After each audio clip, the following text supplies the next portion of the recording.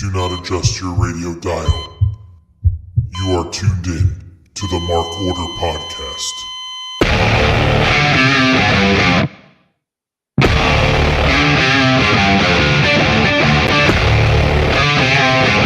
Join the Mark Order.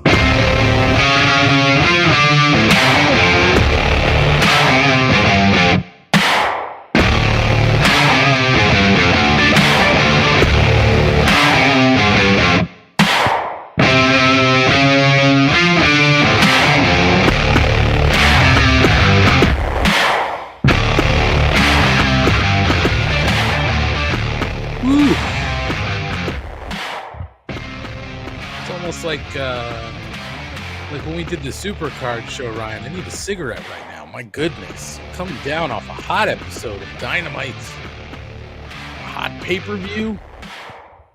Boy, it's been quite a week for AEW, and it's Wednesday night. You know what that means. It's the Mark Order Podcast here on the Shining Wizards Network.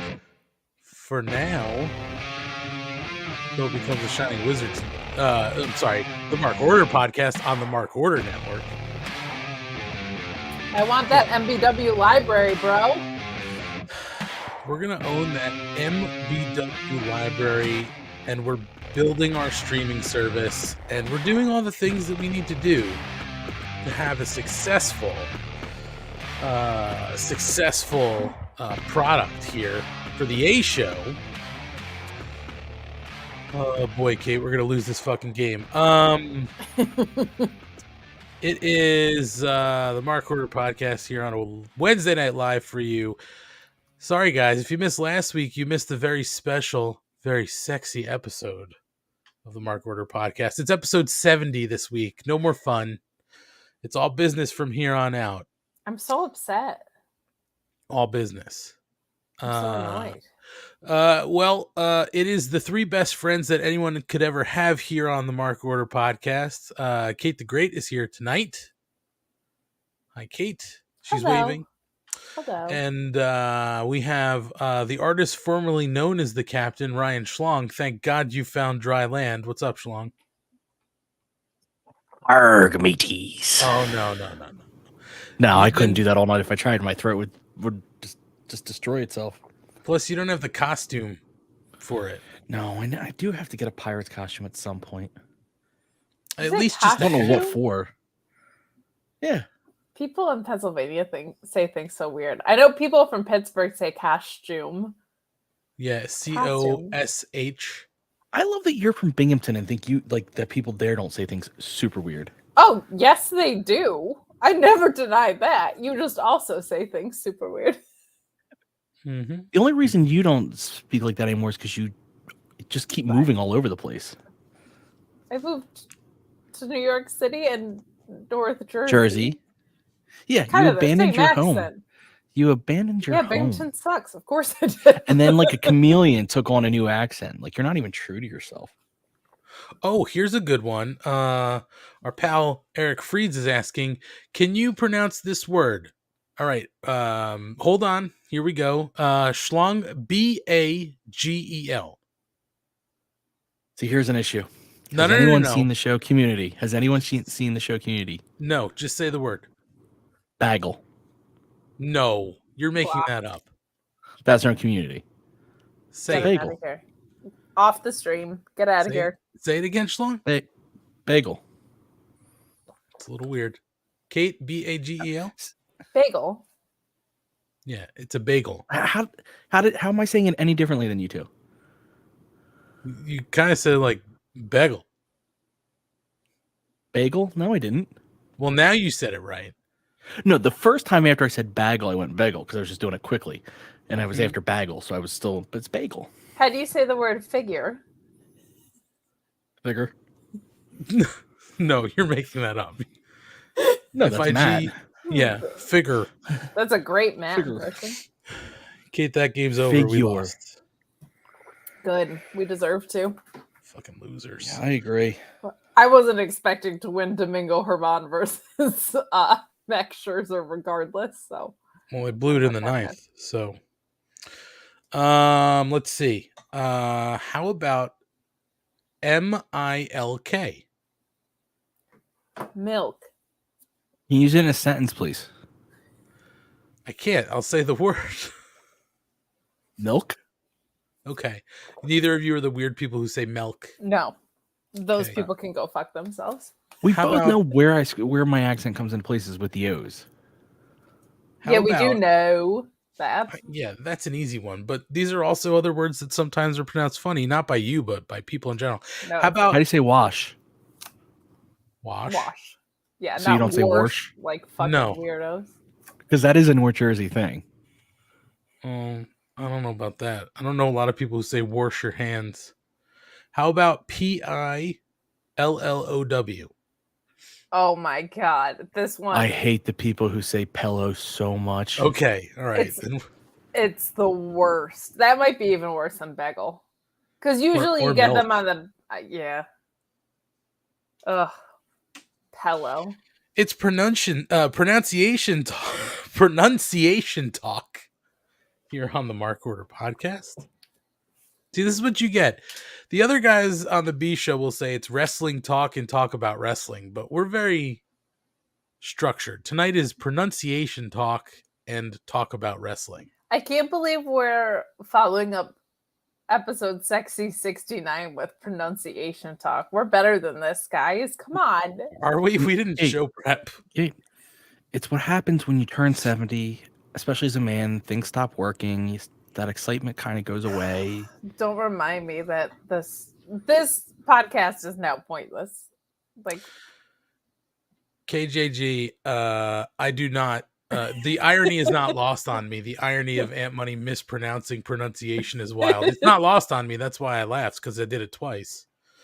Kevin had a terrible take on Twitter today. What was the take? We'll talk about it when we get to Ricky Starks. Okay, that's fine. We have a lot to talk about with Dynamite. It was a show that should have just been another week of television that wound up being pretty fantastic. I'm like not as enamored with it as everybody else seems to be. See, here's the. I already know the problem, though. Yeah. I think No, because it wasn't But- just all of the women's bullshit. There was some other stuff. Like, the one-off stuff with Mox isn't working for me, and I don't really have like a huge interest in him and Jericho. And I hated the booking of the main event. Well, And so the just, women's treatment is absolute fucking dog shit, which we'll get into. let's not overexert ourselves, because I certainly have opposing takes, I think, to some of what Kate has just mentioned. But Which a lot of people do. I think I'm in the minority on that. most of the time, I think that's right. well, You're just on that doing- main event you're doing one, I know where that's coming from you. I could see his hat. I could see his glasses. I think Kate's He had doing the same take classic as you on talk- Twitter. Really? No, I fucking hate Jake Hager with every ounce of my being. Hey, let's not get too far ahead of ourselves. We'll talk about it. But I just want to say this. Kate, are you doing the classic radio thing where you're just saying things that's just going to draw heat? We don't take phone calls, so people just can't call in and yell at us. Call into the Mark Order hotline. If you guys think I haven't no. been trying to figure out a way that we can take live phone calls, 100% I'm trying to I figure wish that I out. had a soundboard that made it seem like I was on the phone. On the phone. No, I didn't love I'm clearly like in the minority because a lot of people were like, Dynamite's back, baby, after tonight. But there was just some stuff I didn't like. I really didn't like. I don't even hate. Oh my God, Garcia going over. I hate him going over with a Jake Hager interference. So would you have been And- fine if it was like Cool Hand Ange? I feel like there's ways AEW is so good at protected losses that I feel like he could have gone over a little bit cleaner and still protected Danielson in the process. I actually have a great theory on that, but I don't want to get ahead. But there's actually, I think I can turn you around on this one. Well, let's do our usual bullshit that we do before we get into Dynamite. Yeah. Let's work through the week, because I definitely want to talk to you guys a little bit about Death Before Dishonor. But before we jump into wrestling, Kate, how's everything been? You're back in your I'm sorry, as Ryan says, you're back in your home. I am, except for this weekend I will not be. But life is like this. Much like tonight's episode, it was it's a roller coaster. It's a roller Which coaster. is also a worm. Of love. Say what? Roller coaster. Oh my God, the amount of singing we do on this show. I can't believe we haven't gotten 100 copyright strikes. Seriously. Because I am nowhere close to what the music actually sounds like. Yeah, no, you're off Distant. pitch, off key, off octave, off script. Any beach trips this week, Kate? Did you burn your buns again? I did not. I think I saved that for episode Sexy 69. I think I was like, you know what? We need to build to episode Sexy 69. So that's when I burned my butt. I'm good now. The funny thing is we forgot the lotioning segment. Whoa, look who it is. Run in. We knew it was coming. We weren't sure when. And his setup. At the desk. I was just upstairs and I just got out of the shower, so I figured I'd pop in before I ate dinner to say, "What up, fam?" What up, Matt? Hi, Matt. That's all I got. How we doing over there, buddy? Wait, where's the captain? He's not here tonight. He only stopped by for Sexy 69, and then he had to hit the open seas once again. He'll make his rounds, though. He found a nice lady at this port, so he's going to keep coming back. It was a Brandy. She's a fine girl. What a good wife she would be. Mm-hmm. That's right. How's it going, Matt? Everything good? Staying cool out there? It was hot today. Still hot. Yeah. But, it is what it is. Well, the dog days of summer are quickly going by. So before you know it, we'll be back into the fall. And, you want to deal with the heat, hopefully. It'd be nice to come back and do like a full show. It would. We would love to have you back. But we like these little pop-ins. Yeah, they're fun. But I would like to be able to sit down and watch Dynamite, live it in real time. My good friend Shining Wizards Kevin is live tweeting it, so I get all the notifications. It seems like he's having a great time, and you guys are texting me, and it seems like you're having a great time. I want to have a great time. You're not having a great time in front of a hot oven? No, you want to know why? Because on Wednesday nights we do an event where we park the oven on the street, but I work on the side work. So I am. See, you guys do say they are. I'm standing on the curb. That's a Matt special. Don't lump us all in with Matt. He don't speak English too good. The oven is literally like just up in my business all the whole time. Oh, all right. You got to get some of those crotch mops or whatever they call them from the other guys who dropped us. Crotch mops. Yeah, Fuck those guys. Fuck that. That's it. That guy couldn't write his way out of a fucking crop mop. I had to work so many of those ads. Terrible. How you guys doing? Well, Kate said she's had a wormy week. Up and down, wormy. And she didn't burn her ass. We didn't do lotion segment last week. We fucked up. Oh, look at that. It's Stay. Now, Matt, what is that item called? Is it a wrestle buddy? Yes, it's a wrestling buddy. Okay. I thought it was they called it the other thing. Matt, just because you said side work funny, we were doing pronunciation talk before you got on because, we had a sexy episode and now we're back to normal. Okay. So can you tell me how you say the word, I'm going to spell it, Pillow. Pillow? Oh my God. Oh my God, Matt, how about MILK? He's putting the pillow buddy back.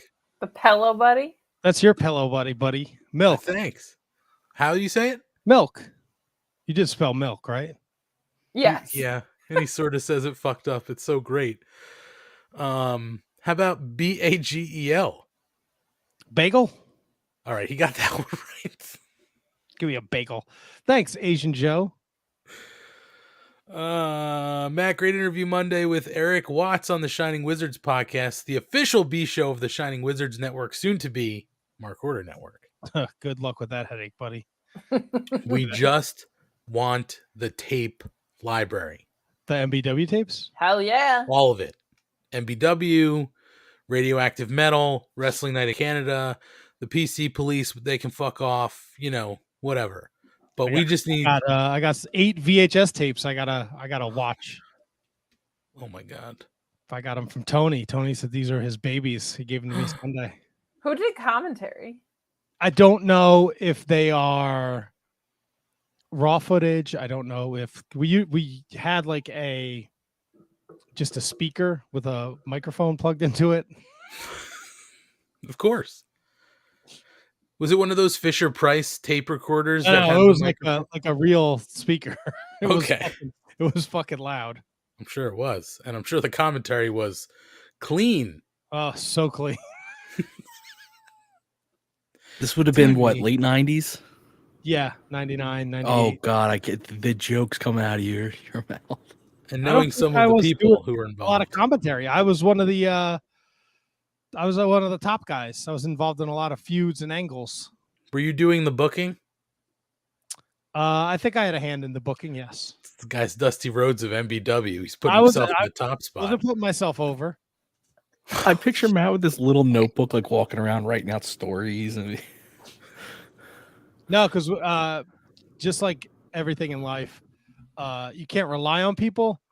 So we didn't plan anything until whoever said they were going to show. We'd say, "Oh, we're going to do it this day," and then everybody'd like, "Yeah, I'm in." And then last minute, "Oh, I got this, I got that." So we'd have to wait for everybody to show up to see how we booked a card.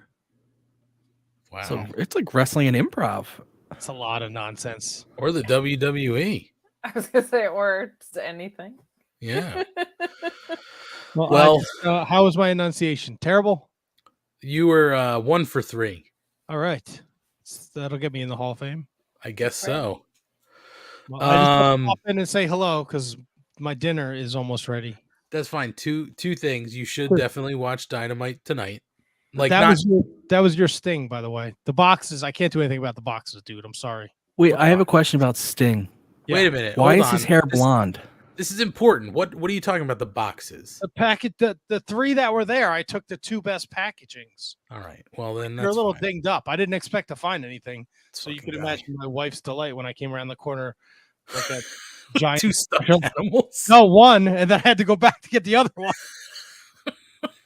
She's like trying to sign up for some kind of like hunting thing, and I'm like traipsing around Walmart with fucking pillow buddies. Oh my god. Well, I'll tell you this much, Matt. I will somehow if I don't get a hold of that before the barbecue, I can't leave the barbecue with that because the young child that lives in my house can't see it. He'll want it. I could have got you 2. There was 3 there. No, I don't need 2. He doesn't. He's already got. He doesn't need boys. Okay. No, he's got plenty of stuffed animals. Well, he's not allowed upstairs then. That's fine. Wait, why is Sting's hair blonde? Fucking no. Sting now. It's the hairline also recedes up to the top of his head. I didn't design it. Yeah. It's You're supposed to have all the answers. So Matt, 2 things and then you can bail. Certainly watch tonight's Dynamite. Yep. And then did you see Death Before Dishonor? I did. What'd you think? Fantastic. All the way across the board from the 0 hour all the way through. Well, we're going to talk about it between us. What the fuck? We're going to talk about it between us. I know you're going to go and have dinner, so enjoy your dinner, Matt. It was lovely seeing you. It was great seeing you all. Kate, Anthony. Pretty sure we're doing Sunday night shenanigans, so okay. I'll be a little late. I'll probably be there like 9 o'clock because I got to work, but maybe I'll put a VCR in the backyard. Oh, please. Because I don't think my wife has ever seen the MBW tapes either. Oh my God! Please. It was really smart of you to marry her before she saw the MBW tapes. I mean, there's a laundry list of things, Kate.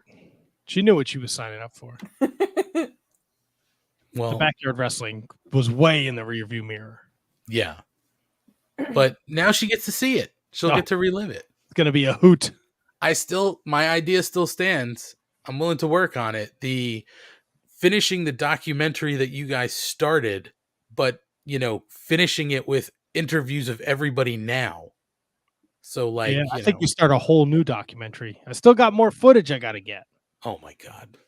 What? But Jamie did send me a device that will help me digitize things. We have to digitize it, even if it's not for the general public, just so that this stuff never disappears. Oh, it'll never disappear.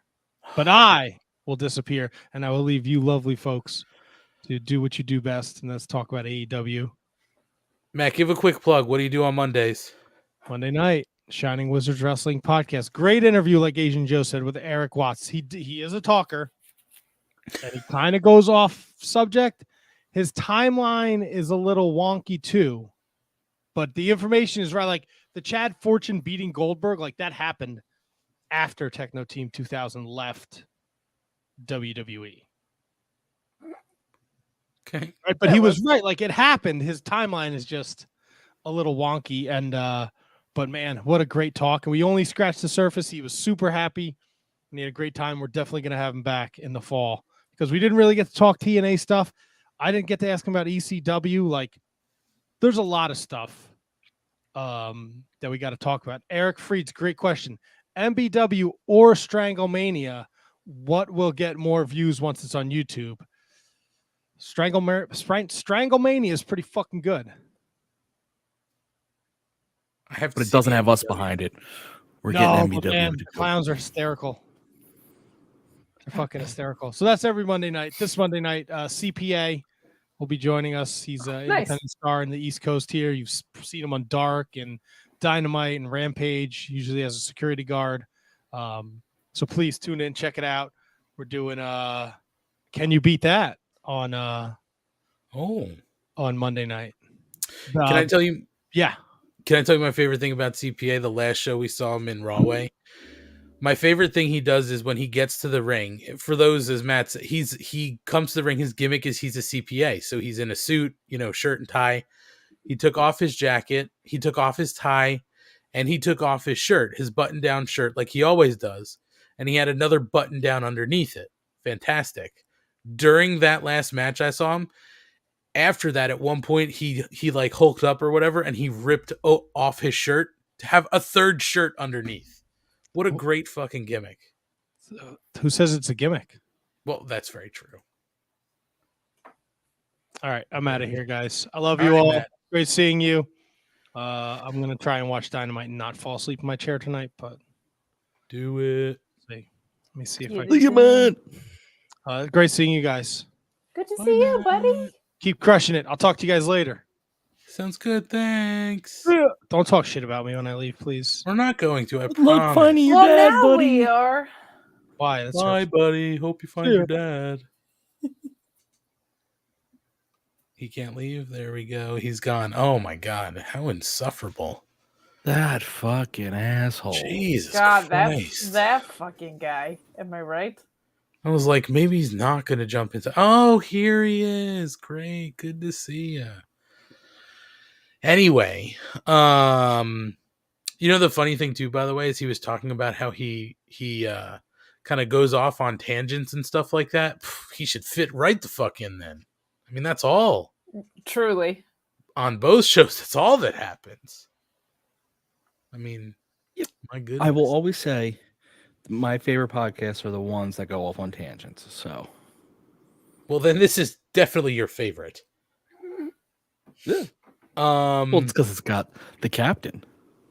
Real quick, Captain, because we got Kate's, week was up and down. How's your week been? And then we'll jump into Death Before Dishonor. It was okay. I guess I didn't want to say it last week because it's just timing, but I had COVID, so that sucked for a while. But I'm over it, but still testing positive. So yeah, you do something and you get sick. Fuck that. But I'm finally. Yeah, seriously. Who am I, Kate? A connoisseur of COVID. Thank you. Kate's 3 for 3 on the variants. I mean, we're working on a 4th. We'll see. 3-time COVID champion. Thank you. Yeah, I only got the one. I'm not a dynasty yet. No. So I wasn't home. I was not home feeling well for most of it, but other than that, I'm all right. I had a dog sit for my sister too, so that was fun. Glad you're feeling better. And I hope the dogs were good.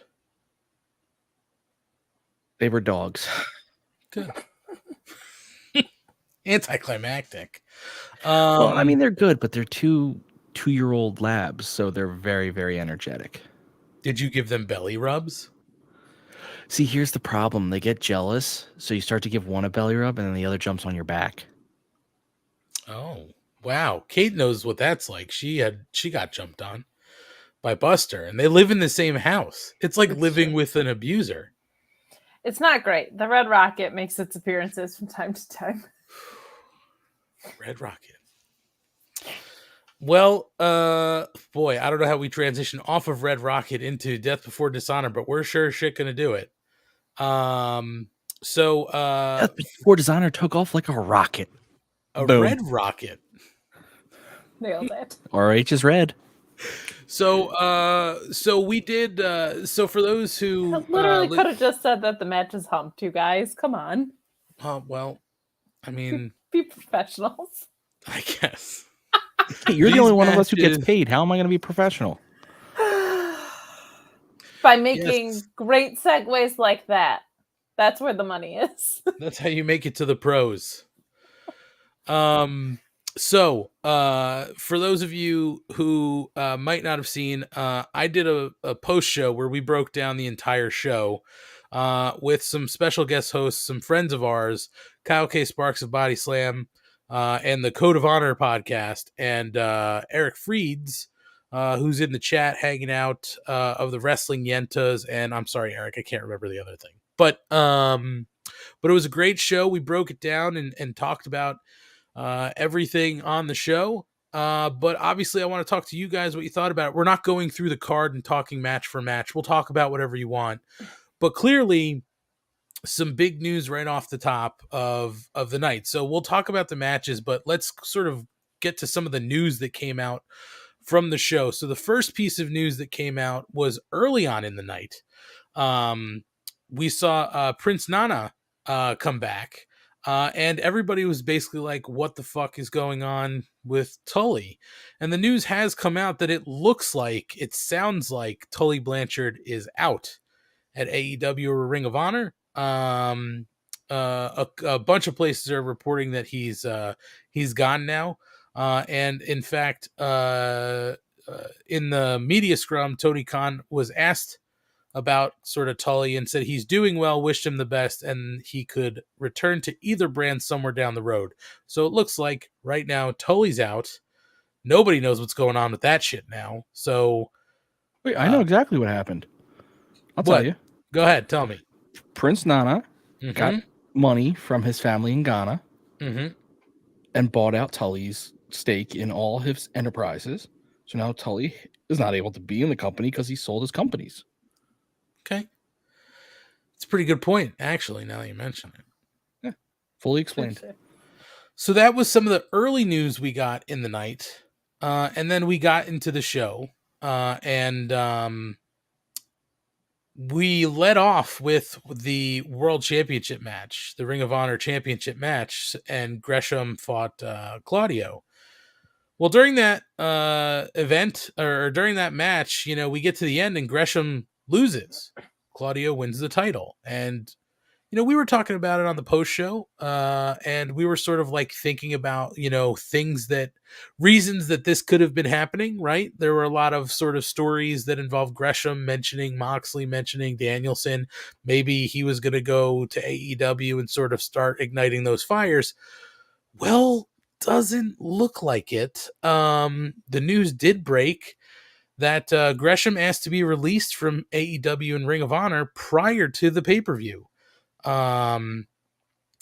had a meeting with Tony Khan and apparently cussed him out and said that he was upset over a lack of communication leading to the show, and I guess also other lacks of communication, and felt like he wasn't getting the respect he deserved or the time that he deserved on, TV and stuff with the title, things like that. It was all basically combined to create a general feeling, as I said, that he was being disrespected. So sort of left field news. We thought it was sort of storyline stuff. And I think even us, as we were texting, we're like, oh, well, he's got other stuff he can move on to.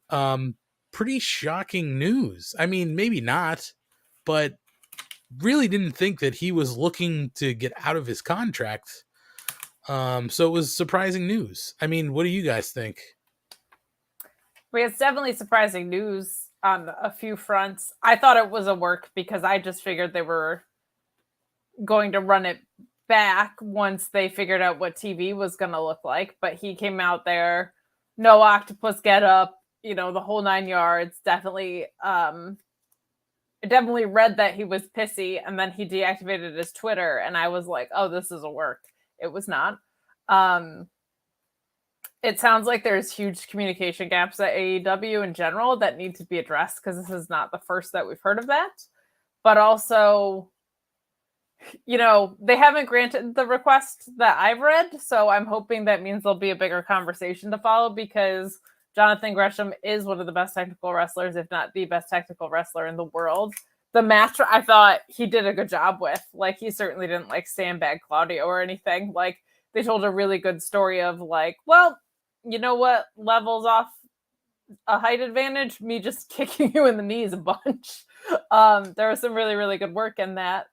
But, I mean, WWE's not going to look at that guy. He's 5'4", I think. So, and he's a technical wrestler. And he's a technical wrestler. Well, we'll see what the next couple months look like. But there's guys over there Chad Gable or a Ziggler or whatever. They do have them there. They're not utilized. If Jonathan Gresham's not happy with this utilization of him, he's definitely not going to be happy in WWE, and they're just not going to look at someone that's 5'4". Impact is incredibly character-based, and while he does really good character work, I don't think that feels like a fit. He could go back to New Japan, but he also deleted the Terminus Twitter and said that he's stepping away for a while. So The biggest thing is that if it's a mental health thing, you hope he's okay. I hope that they get the discussions worked out, because I just feel like the dream match is him and Danielson, and he deserves to have that. Even if he is going to hang it up, they should at least do that match. My goodness. So, but we'll see. I hope it gets worked out. I know he has a lot of pride in the Ring of Honor brand, so I can understand it. But I don't know, just a weird and unfortunate situation. Yeah, I mean, it's weird. I mean, we were only getting one side of the story, right? So it's hard to sort of be like, okay, let's compare notes, because really only one side of the story's come out, and that's fine. That's fine. It is interesting though that I did read one account, and I think he had mentioned something about I was told that I'm going to go with Tully, and that was the plan, and I just kind of said okay. It's weird. It seems like he's the second person to sort of mention something like this, right? I think the first one was sort of Swole, right? Swole was like, I had ideas, they didn't really go over, and there was really nothing for me to do. In this case, it seems like, well, here was the idea, and then I was told what to do, but I didn't really like it. It seems like maybe he didn't really speak up. And again, maybe that's not his personality, right? Maybe he just kind of takes what's given to him and he tries to make it work. The lack of communication doesn't make it better. But it certainly seems like something needs to be worked out. I think it's harder when you don't have a regularly scheduled program to be able to work through those things, right? You're sort of just catch as catch can until you have something regular to do. And we talked about it on the bonus episode, where it's the biggest thing they need right now is some sort of regular programming. Yes. And even before, Kate, before you jumped on, I was just talking to Ryan. We were just saying, if this pay-per-view did as well as they're saying it did for them with the buys and everything like that, can you imagine what they would do with regular television? This would be even better. It seems like there's still a lot of things that need to be worked out. And maybe that's why it's not the best situation, and it will get there. But I mean, they signed the Briscoes long term. They're trying here. They signed Gresham. He doesn't like how he's being used. Like you said, Kate, he said he's going to be stepping away from wrestling for the foreseeable future. I think he's going to live up to the few contract obligations that he has until like the end of the month, and then who knows? It's a weird situation. It's sort of, it is a major piece of news. It sucks because he's really good. Yeah, it's a huge bummer, and I think they could have led to a really fun story, especially knowing that Josh Woods is hanging around. Like they could have, and they've used Silas. They could have led to the Foundation versus the Blackpool Combat Club. Are you kidding me? That's some of the best wrestling in history that you would just ever see, ever. So definitely a bummer. I think he signed a few months ago. If he wasn't getting communicated with, that's probably frustrating. And then they pair him with Tully, and then Tully's leaving the company. Like, I definitely can understand why he felt like the rug was getting pulled out from under him. It was like, you're paired with this guy, you're turning heel, you're losing your championship. And all of that is weird. And then the guy that you were being paired with to maybe make that a workable program is also no longer with the company. Like, that's just an odd thing. So I hope when cooler and most importantly mentally well heads prevail, they can work something out, but we will just see one day at a time. Yeah, it was just sort of crazy news to find out after that show, because the show was good and we honestly thought that he was going to move on to other stuff. Maybe that's why they pulled the title off him. And I say we, and I say like we on this show sort of were talking to each other via text saying, well, there's a lot of other stuff for him to move on to. So that was sort of the thought, but doesn't look like it's the case. So, I mean, Schlong, any thoughts, anything you want to add here to this? I mean, I know you watched the show, just wondering if you had a take on Gresham. If you don't, that's totally fine, but I want to make sure if you have something to say, you certainly have the platform. So I get everyone saying, I'm not disagreeing that they didn't use Gresham at all during his time as champ. So it feels kind of like he was done dirty. I definitely think and this is not a defense, it's actually more of a criticism, that in Tony's head, he's like, well, you're going to be an ROH guy. So kind of not going to use you a lot on AEW because you're going to be an ROH guy. So I'm going to have you sporadically, and then I'm going to put the belt on Claudio, which actually makes a lot of sense. People might not like it, but Claudio is a former ROH guy, so he has the history, and he's a big name, and it's not a bad thing if you're trying to launch a TV show to put it on someone like Claudio. That being said, you're just wasting Gresham by saying, well, I'll wait till I have TV. So I could see someone getting pissed. At the same point, everything that I read seems to make it seem like Gresham knew what he wanted to do when he walked into the room with Tony, which is never really going to be a good meeting if you know before you walk in that you're not going to be dissuaded, because you're not actually having a meeting. You're just laying out your side, which is fair. But the communication thing is weird because they clearly have breakdowns, but in the response to it, like Janela came out and was like, no, Tony Khan's very approachable. I just never approached him. And then a couple other people were saying the same thing. It's like, wait. So a little bit miscommunication. I think the problem there is Gresham not being used when he wasn't on TV, so he never saw Tony. Whereas if he had been used, he could have went and saw Tony in person and been like, let's sort this out. Because I think what just sucks is this really does feel like something that had they talked 3 months ago or even a month ago, probably never gets to this point. Like one conversation of both sides seeing where they're at, it never gets to this point. But he also clearly, I think he must be tired. And I don't mean that like if you say you're taking a step away, not just from wrestling, but also like running Terminus and stuff, clearly you needed to step away for a moment, and hopefully he gets whatever rest and help he needs to clear his mind. But like Kate said, I hope they work it out, because this is really the best fit for him. He could go to Japan and he would be awesome in Japan. So if he wants to go there, that's great. But American company wise, even if he went to the E, he's just not a fit there. I don't care what anyone says to me.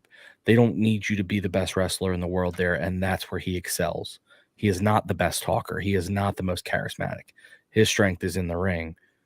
So even if they pushed him, I think he'd struggle a little bit there. Whereas in AEW, the exact opposite. You can be awesome in the ring and be the best in the world. So hopefully they work it out. It just sucks because it kind of put a black cloud on an otherwise awesome event.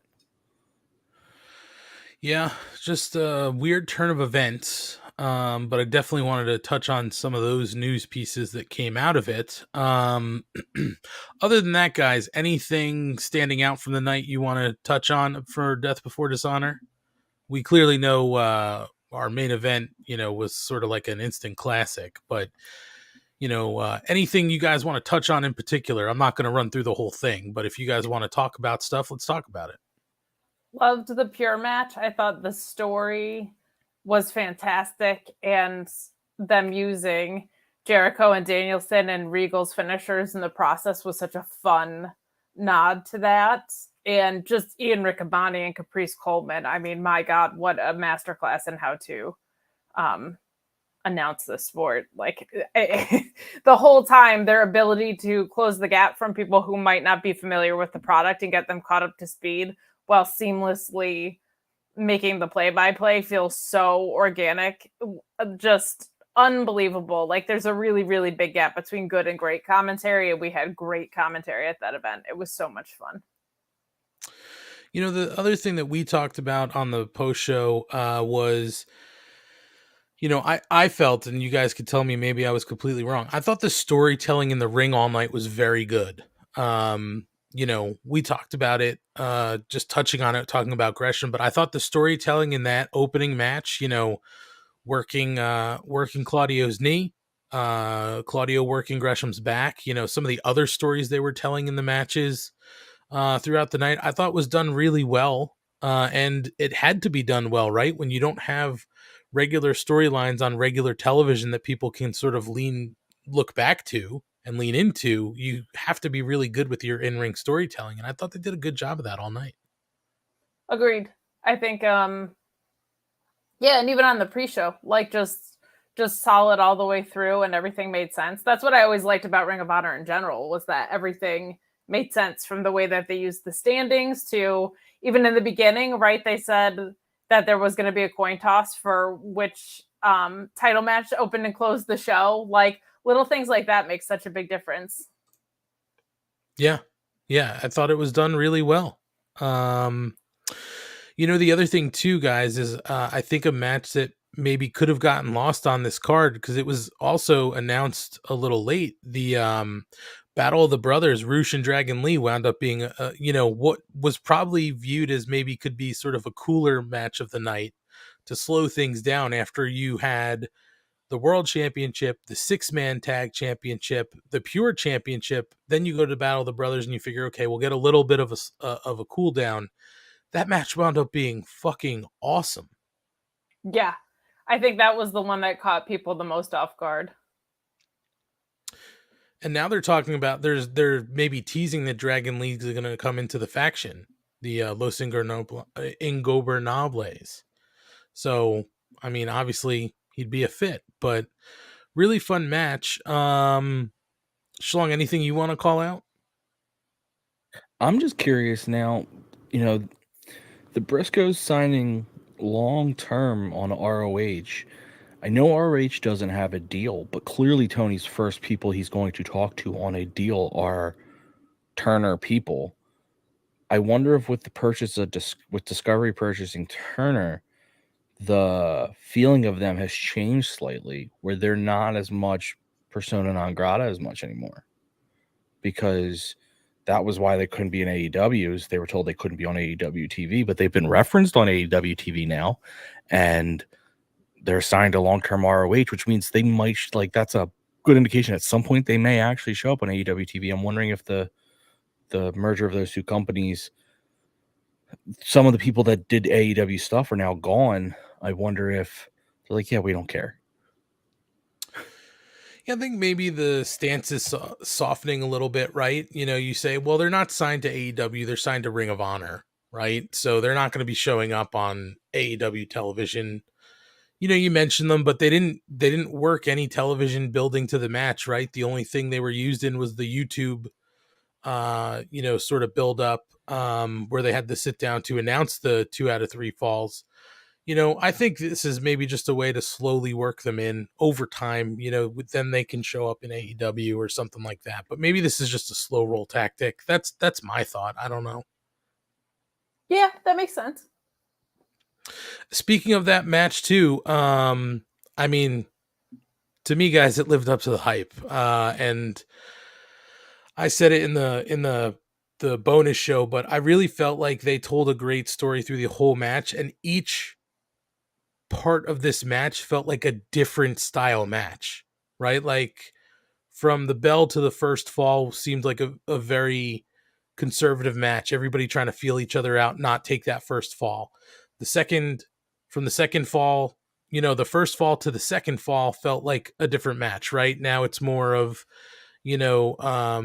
FTR on the offensive, trying to just do everything they can to get that fall, right? So it seemed like a little bit of desperation.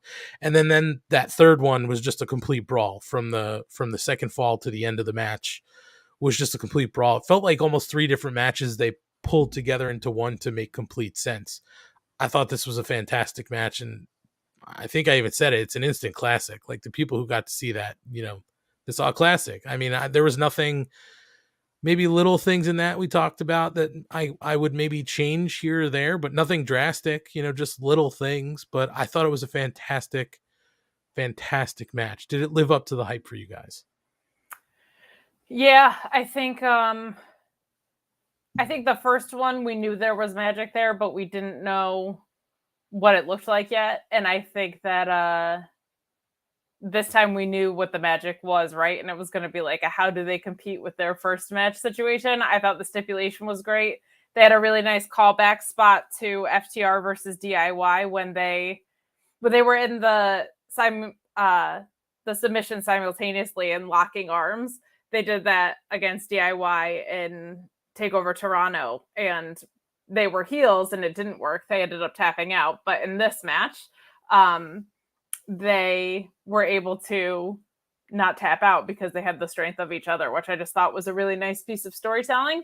And then, the whole match was great, but that finish was just absolutely bonkers. So I thought this was one of the best tag matches I've ever seen. And that's really impressive considering that my expectations were so high this time. Schlong, what did you think? Match was great, so it's hard to say anything negative about it. I mean, like Kate said, you didn't know what to expect with the first one, and it hit so perfectly that I think it was going to be tough to top it. And I don't think they topped it, but they came close to at least matching it, which is an accomplishment in and of itself, because when the standards are that high, it's almost impossible. Such a good story told. And Caprice Coleman actually, I think, really aided to this match. Keep claiming that I've seen the Briscoes sweep people. I've seen them sweep people, and he kept repeating it as they're up 1-0. And while I knew in my head there's just no way, part of me is like, but would they? Like, he did a really good job of selling it. So I got to give him credit. He made that a much more interesting part of the match than I expected it to be. Now let me pose this to you guys, because this came up on the bonus show. It was a little bit of a bombshell dropped by Eric Freeds. Eric Freeds said he thought FTR was mid. Now they turned him, he said, in this match. He thought FTR was mid. Guys, my question to you is, do we ban Eric Freeds? Yes. Yes. All right. Well, Eric Freeds, it was nice to know you. I hope you enjoyed the chat. You're going to be banned. I hope you create a new name for yourself on YouTube. It's fun to have you. Eric Reeds is about to join us. Eric Reeds or Frick Erds. He's just going to change his letters around. Frick Erds is joining us, guys. Yeah, I thought that was sort of a crazy statement. I personally never saw FTR as mid. Even when they were doing the weird shaving your back gimmicky stuff, you could tell that they had all the tools that they needed. They just didn't have the platform. I don't know, guys. Did you ever see them as mid? No. Not once. Underutilized to their potential, sure, but always one of the best tag teams in the world. I can see an argument for a small portion of time where if you hadn't seen them like in NXT, had you just saw them from their WWE run through a little bit of their AEW, where you could have been like, what am I actually getting? And then, but from then on, that just doesn't hold water. They've had so many good matches after that, and it's almost impossible. But there was like a little period there where, because of the way they were booked on the main roster and kind of booked initially in AEW, even though they had a title, it still was a little rough for them. Where I could see you being like, I think they're okay, but not the best thing ever. And then all of a sudden, they've just gone on a run where it's like, how can you question how good these guys are? I mean, even their NXT work was fantastic. That's what I'm saying. You'd have to ignore NXT. You literally have to look at it from their main roster to just a little bit in AEW. So you're taking the smallest chunk of their career to base it on. Yeah. Well, Eric, it was nice to know you for this short period of time. Sayonara. We hope you enjoyed your stay. Well, guys, I mean, unless you have anything else to talk about Death Before Dishonor, I think we all agree it was a fantastic show. We didn't do any picks, so we have nothing to run down, but fun show. And Dynamite was a very fun show tonight, so we've got to dig into Dynamite. We've got a few things to talk about there. Kate's already given away a little bit of her thoughts, so I'm sure we're going to have some discussions around that. But before we do that, we mentioned it before. Kate's probably not going to remember, but we are the Mark Order podcast that's part of the Shining Wizards network. So, Kate, this First network... half of that, yeah, I totally get that we're a part of the Mark Order podcast. What this network situation is, I got nothing. Well, we're currently in the process of purchasing the network called the Shining Wizards Network. And what that is it is a collection of different shows that make up a total network. Now, the guys who started it were the Shining Wizards, hence it being their network. But they're the B show, we're the A show, so we're trying to purchase it. And then that would include the B show, the Shining Wizards, and then, not sure if you knew this, Kate, there's also C, D, E, F, G, H, I, J, K through Z shows that are part of this network. Were you aware of that? I didn't even know what a network was until this very moment. Wow, first time you're hearing about this. So, then, Kate, I've got a surprise for you. Why don't you strap in and listen about some of the other shows that are part of the Shining Wizards Network, and we'll be right back after this. Everyone knows a lot of things can change in the span of 10 years, but when it comes to professional wrestling podcasting, one thing is still guaranteed. The Shining Wizards is the only place to get all the latest wrestling news, interviews with the greatest guests, and of course, tons of laughs in discussing the world of wrestling. The show is still available on Monday nights at 7 p.m. East on rantmradio.com and Rant Entertainment Media on the TuneIn app, and it's still available on all podcasting platforms. To check us out, head over to shiningwizards.com, where it's still wrestling talk and talk about wrestling. Because of the obvious threat to untold numbers of citizens, and because of the crisis which is even now developing, this radio station will remain on the air day and night. This station and hundreds of other radio and TV stations throughout this part of the country are pooling their resources through an emergency network hookup to keep you informed of all developments.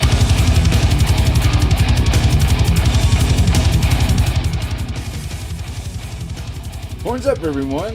When on the Shining Wizards Network, be sure every Friday to check out Radioactive Metal. Radioactive Metal is one of the longest running podcasts on the interweb. And every week we bring you a fist full of metal, including interviews with all your favorite artists, discuss all the metal news, and feature the best tunes on the air today. So grab a Lemmy, join your cool Uncle Snowy and co-host Aaron in the pit. Your recognized symbol of excellence in sports entertainment broadcasting from the current to the way back.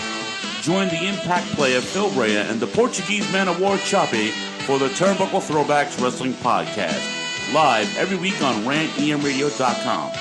Get all our episodes over at iTunes, Stitcher, TuneIn, Audio Boom, Google Play, ShiningWizardsNetwork.com, and TurnbuckleThrowbacks.com. Are you tired of being told what to think and believe by Hollywood elites and politicians who just don't care about you? Tired of not getting the truth when you watch the news? Tired of trying to figure out what pronoun to use? Tired of mob mentality when all you want to do is think for yourself and make up your own mind? That's where we come in. This is Justin and Vince, your host of Inconclusive Breakdown. We are a weekly anti-PC podcast bringing you entertainment and without any spin. If you want to truly stay informed on what's going on in the world, then give us a listen every Sunday, anywhere you get podcasts, at least till Zuckerberg and Twitter Jack deplatform us. And as always, we're proud members of the Shining Wizards Network. Tired of the PC police telling you what you can and cannot say?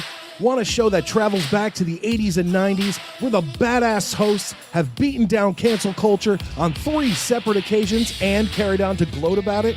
Since 2013, The Midnight Jury is that show. Travel back to the malls and arcades, pop in your VHS, and join us where the 80s and 90s return from the dead. Conan, tell them where to find us. WLWstudios.com, home of the Midnight Jury podcast hosted by Midnight Mike and Calvin Brody. Also available on all major podcast platforms via the Shining Wizards Network, and join in the conversation on Twitter at Midnight Jury.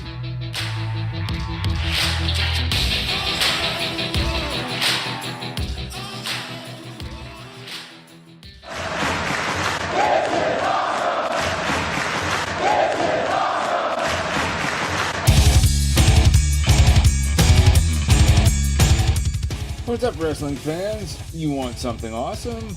Check out Wrestling Night in Canada here on the Shining Wizards Network. We're 3 Canadian metalheads uniting for the love of pro wrestling. Every episode we go over all the latest news and special events with the odd unique interview as well.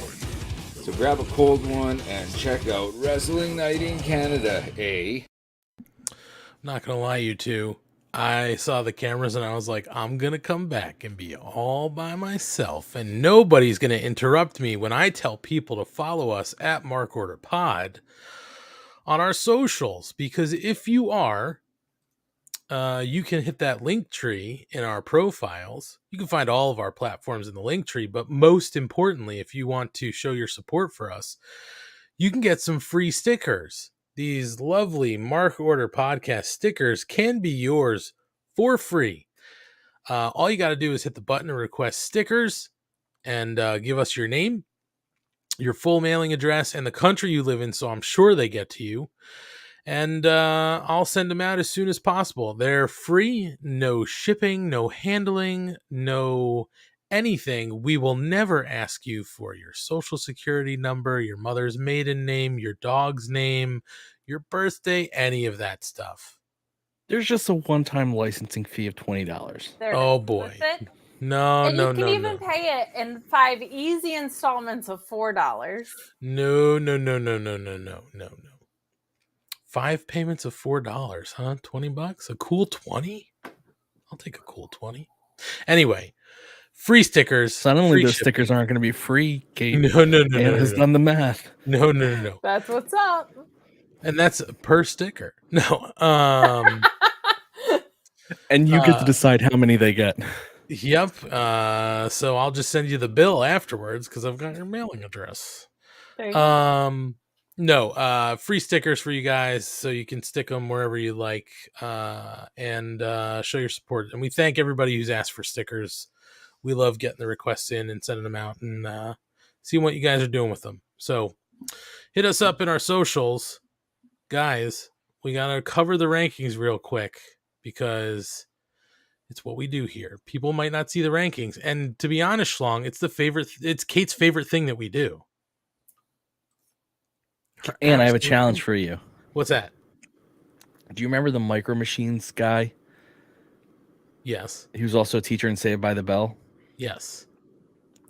That's how you have to do them this week. I mean, I always try to go as quickly as possible, and then but now you have to go like insanely quickly. Well, I won't interfere. I'm just gonna go. I mean, I'll do it as fast as I can. It's not gonna be Micro Machines fast. That guy's really fucking fast. All right, guys. Here's the rankings. Men's champions. World champ CM Punk, interim Jon Moxley, All Atlantic champion Pac, and our TNT champion Wardlow. Contenders 1, Scorpio Sky, 2, Hangman Page, 3, Jay Lethal, 4, Powerhouse Hobbs, and 5, the Wizard Le Champion Chris Jericho. In the women's division, champs Thunder Rosa, Jade Cargill, our TBS champion. Contenders 1, Miyu Yamashita, 2, Toni Storm, 3, Chris Statlander, 4, Serena Deeb, 5, Nyla Rose. Don't understand any of those except for the number 1 right now. And in the tag division, our champs Swerve and Our Glory. Our contenders 1, FTR, 2, The Bucks, 3, Powerhouse Hobbs and Ricky Starks. We'll talk about that. 4, number 10, Evil Uno, and 5, jumping up, Matt Menard and Angelo Parker. Don't hate that. I love a little Daddy Magic and Madman Ange. If number 10 and Evil Uno don't go by Evil 11, I don't even know what we're doing. I mean, I kind of like it. It's pretty good. I do like it. I'm not going to lie. Guys, it was a packed episode of Dynamite, so let's jump in. We've talked about a few things here and there, but let's start off at the top. Let's start at the very beginning. That's a very good place to start. So we lead off, surprisingly, Schlong knows exactly what I was saying there. We lead off the night, surprising to me, with Jon Moxley versus Roosh for the AEW Interim World Championship. Now, of course, leading into this, a lot of people were like, Roosh, I don't get it. But they explained it. He's 10-0. He's had some good matches. He had the Battle of the Brothers, blah, blah, blah, blah. Well, let's cut to the end here real quick. I don't think anybody thought Roosh was going to win this match. But so Moxley wins by submission with the sleeper. And then after the match, the Jericho Appreciation Society, number 1 in sports entertainment, comes out, and Jericho is flanked by Tay Conti, Anna Jay, Sammy Guevara, and Angelo Parker.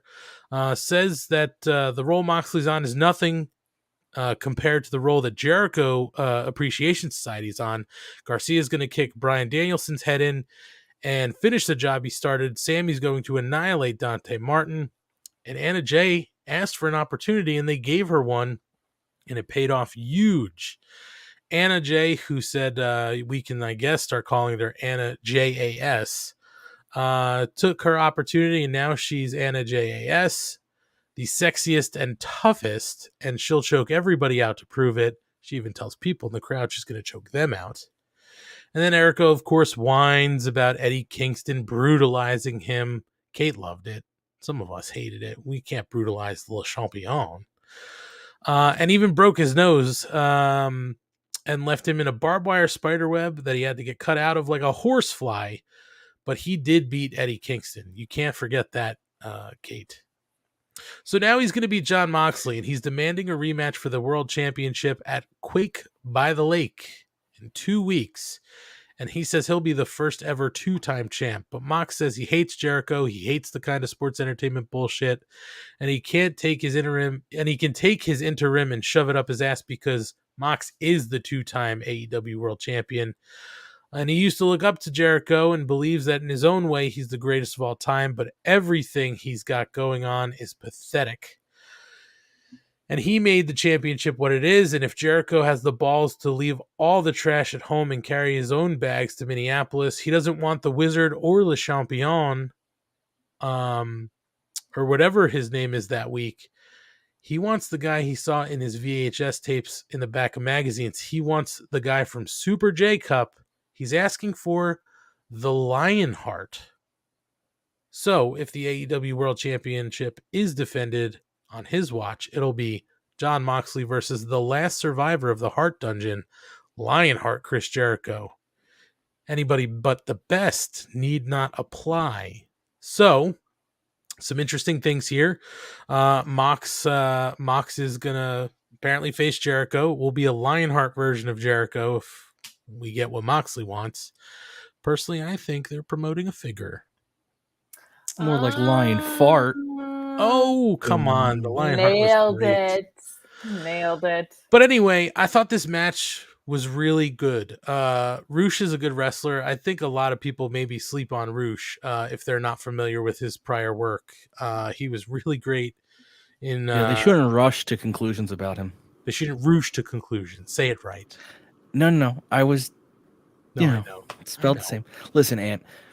I just want to say this. At first, when I saw Jericho come out after, I was like, yo. But then there was a ray of sunshine that was Mox's promo. And then I was like, give me this match. So, la-di-da. La-di-da. Okay. Listen, I had to go with your theme that you started. I know. I caught it. The match was really good of Roosh versus Mox, even though it was kind of random, but it was a very, very, very good match. I actually really like Jericho being a contender because it kind of makes sense while you're waiting for Punk to come back. And if we get like a 50-something-year-old or whatever his age is, Lionheart Chris Jericho will make me laugh very hard. So I'm actually looking forward to it because he's going to do it. They don't say it if he's not going to do it. Of course. Kate's staring very seriously. Kate. Oh, I was just waiting until you were done. I don't know. It just feels like, Jericho never got his comeuppance from Eddie. Like, that still feels unfinished when Eddie keeps threatening to murder someone. Like, that feels unresolved to me. I am glad that we're getting an actual contender because it was starting to get very like Challenger of the Month clubby, which was not my favorite thing in the world. So it's nice that we have something, I'm assuming, for Battle of the Belts. And we haven't had a former champion versus former champion story before, so that should be super fun. And I loved the promo from Mox.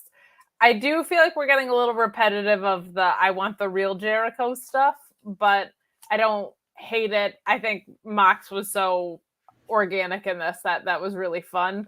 That's a good call that it would be a specific figure. That's a really, really well thought of move from you. And it's kind of cool, right? It's like we're almost trying to entice Jericho out of sports entertainment world by bringing him back into pro wrestling world. Like that's a fun story overall. So I just hope that Eddie gets to kick the shit out of Chris Jericho at some point, because I felt like him losing last time around wasn't really necessarily, like, we could have gotten to hear from there with Eddie going over and Eddie looking strong. So yeah, I don't, this isn't like at the top of the list for me, but it's definitely not at the bottom. Like, this is compelling enough, and I look forward to seeing what they build out. I just feel like it's still so unresolved with Eddie, and that Eddie and Homicide should put Jericho in a body bag at some point.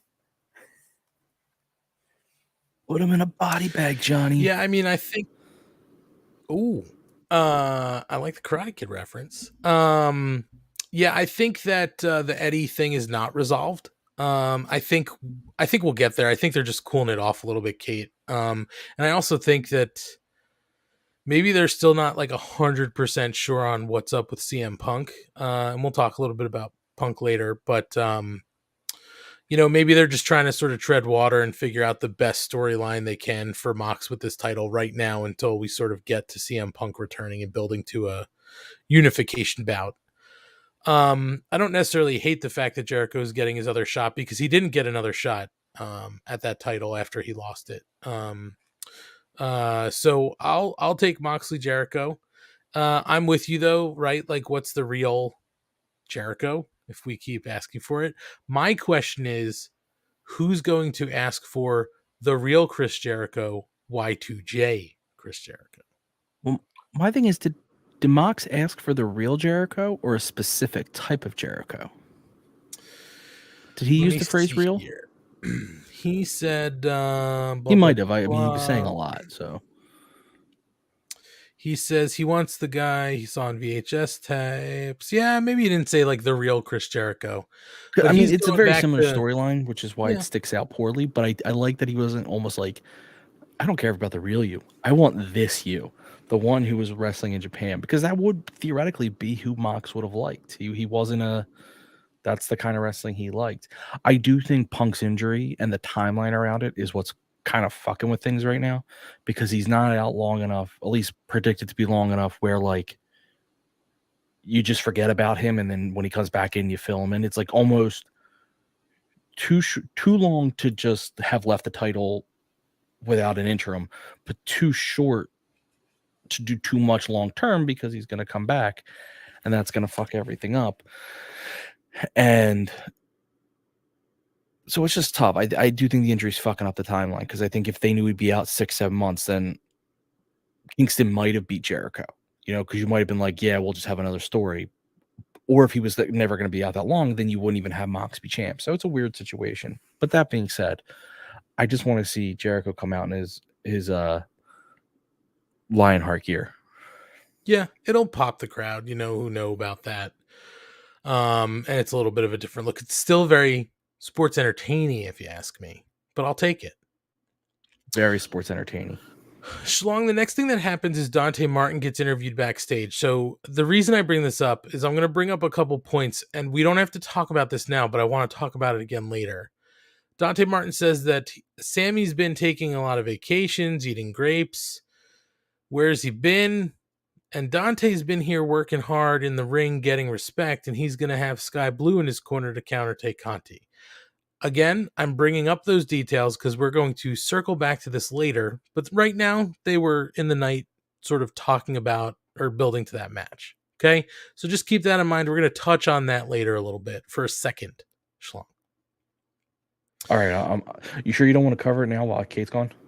No, because it deals with something else that comes up later that I noticed. I know. I know. No, we're going to cover more important stuff while Kate's gone. After this, we go into our next match. It's Danhausen. That's right. Yes. Very good. Very evil. Very nice. Very evil. Sorry. I'm looking at... I was going to say. I'm reading 8 things as I'm talking. I can't read and talk at the same time. So Danhausen versus Absolute Ricky Starks for the FTW Championship. And again, I think a lot of us were hoping Danhausen would walk away with this championship, but he does not. Ricky Starks wins by pinfall with the spear to retain the FTW Championship. But Schlong, post-match, Starks gets on the mic and says Danhausen may be very nice and very evil, but he's not Absolute. And just like last week, he's got some more in the tank. He wants another challenger, but for real this time. And Schlong, it's fucking Hook. Hook steps up to the plate, and now we have Hooks versus Ricky Starks for the FTW Championship. And Hook is able to counter Ricky Starks, hits the Red Rum, stays on Ricky. It's over. Hook winds up winning by submission with the Red Rum to become the new FTW champion. And post-match, right before commercial, Starks offers a fist bump. Hook accepts it, and we go to break. We're going to pause there because I'd like your take. Schlong, you first. I'd like your take on the matches and how this played out. Did you like this? So, one, I would have liked Danhausen to have a little bit longer. One, because I like Danhausen. 2, for the story they told. I think Ricky having to put a little bit more effort into Danhausen is a little more, protects his loss a little bit more, but it's forgivable because no one will. What people remember is 2 matches, not the length of the matches, so that's fine. So yeah, I mean, I never expected Danhausen to win. He's Danhausen. He doesn't have to win. He's hilarious. He'll work. I'm shocked. I was shocked that this was the way they brought out Hook, in the sense of, like, I thought you'd see Hobbs beating up Danhausen and Hook coming out to make a save to his partner. And I thought the feud would be that Hook saved him, and then you have this feud and the whole thing. So to have Hook come out in a very good match and win was awesome, surprising, but awesome. And then Starks cuts the best promo that you could have. Hold on. We're not there yet. You have to go right there. No, we don't. It went to break. Yes, you do. No, I want to talk. No. The match is meaningless. The match is meaningless. It's the promo. Let's pause for a second. The match is not meaningless. Let's pause because I want to get through the matches. We'll break down everything that happened post-break. Everything. Oh my goodness, Kate, what'd you think about the matches? Well, I respect that you specifically said, let's talk about the matches. You're welcome. And then we'll get to the promo. So I just want to let you know that I respect a man of honor and of structure. It's my only job here. Oh, now we're muting. Come on. Cry. I thought the matches were good, right? The Danhausen one, they let him get a little bit of offense in. That Ricky Starks spear is like my favorite spear in wrestling right now. It's so good. I really, really appreciate it. And I also love that before this, we got that Ricky Starks video package. I think that was really good. Fantastic. That was delightful and also kind of was an indicator to me. I was like, okay, he's dropping because like this is just a Dynamite and it's the FCW belt. Like he defends it all the time, but I was like, something big is happening here. I figured he was gonna end up dropping, or like, okay, we're getting an FTW feud then if we're getting this like special treatment around it. Mm-hmm. I thought they were good. The only thing that I was kind of bummed about was I thought that Hook and Starks was going to be like a 3-month feud, and it does not seem like, based on what we saw after this and on the results of the match, that that's the plan. I don't think this is going to be something that is the best out of 3. They're running it back situation at all. But I thought the matches were really good. Hook is still over like Rover. Everybody loves him. Which makes the part that we can now talk about probably all the more impressive as far as the work that Starks did in this situation, I think. Yeah, so we're definitely moving on to the post-break action. I do definitely want to say I'm in agreement with both of you guys. I was surprised Hook came out and that we actually had the match.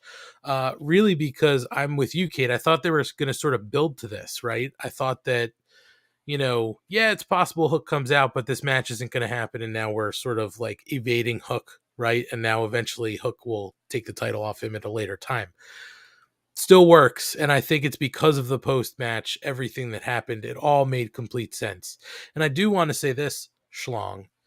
Our friend, our pal, Kyle K. Sparks said, you don't get the promo without the match, sir. A very good point. So, let's break down all anyone's going to care about is what happened after. Well, not here, sir. We talk about it all. So post-break, we come back. We get the recap of the title changing hands, and Absolute Ricky Starks is in the ring with Powerhouse Hobbs by his side to be interviewed by Tony Schiavone. And Starks says that obviously he lost and he's no stranger to losing. He's actually okay with that, but he wants the people to know that he was given that title when people thought it was a noose that he turned into a necktie. And he took metal and leather and made it gold, and he did it and exceeded all expectations. He busted his ass every day and deserves to be here and talk to us for more than 40 seconds. And people in the back tell him to be patient, wait your turn. But he's tired of hearing that. His time is last month, last year, right now. He's had a string of bad luck. It's bad timing. And that's why he and Hobbs, well, unfortunately, we never get the end of that statement because Will Hobbs decks him from behind with a forearm lariat and scoops him up for a spine buster. So, I think we all sort of saw this coming at some point, right? Ricky obviously gives a babyface promo. He's talking about the future and it's his time. He's not shit-talking the crowd or anything like that.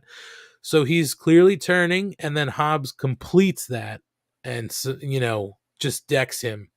So we see the turn happen here tonight. I thought this was fantastic.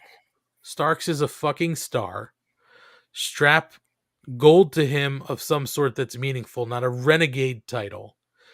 And I mean, I even thought it when that, Kate, you brought it up, the video promo they showed before the match, before he entered. I was like, this is star material, man. Like, it doesn't get better than this. His 1990s rock, Dwayne The Rock Johnson attire was fantastic. Rock, yeah.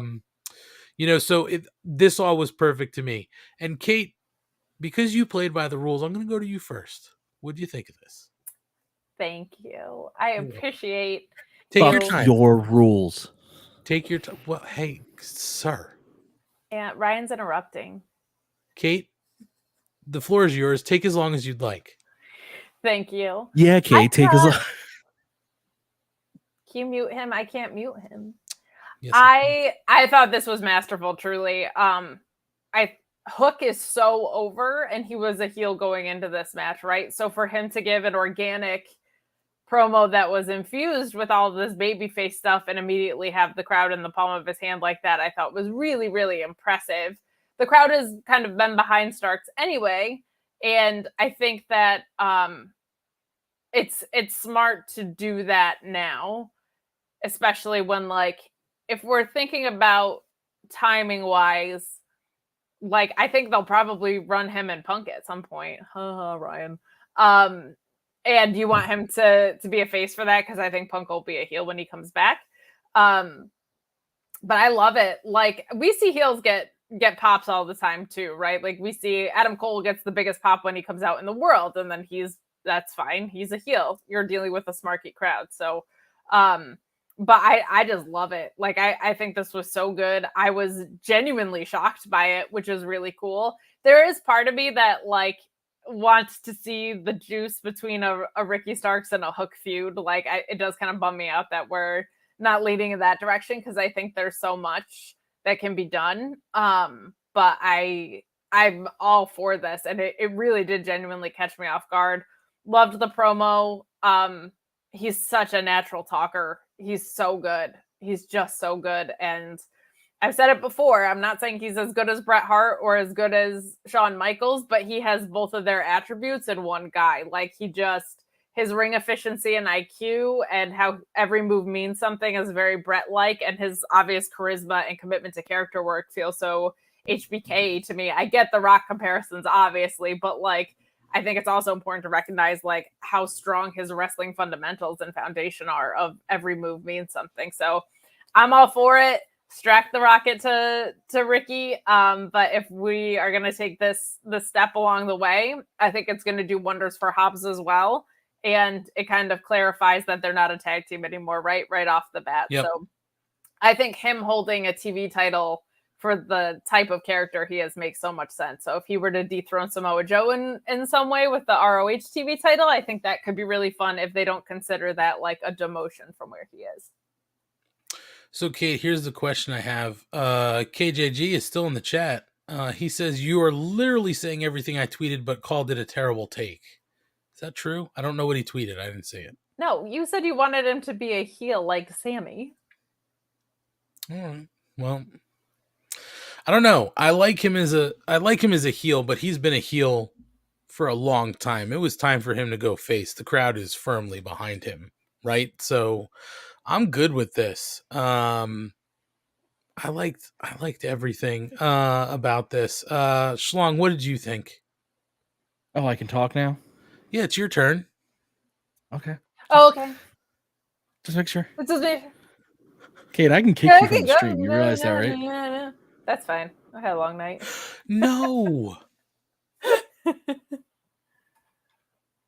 So, first of all, he had been getting fan reactions for a while now that were leaning way more face than heel.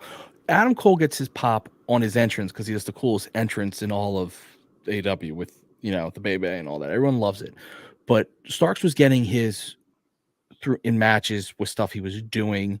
He had been earning it essentially since his homecoming in New Orleans. Like, he had been building up a solid cheer. It didn't start that way. He'd been building it to the point where people online were all saying, when's he turning face? Like, it had been kind of become a thing that everyone knew was happening.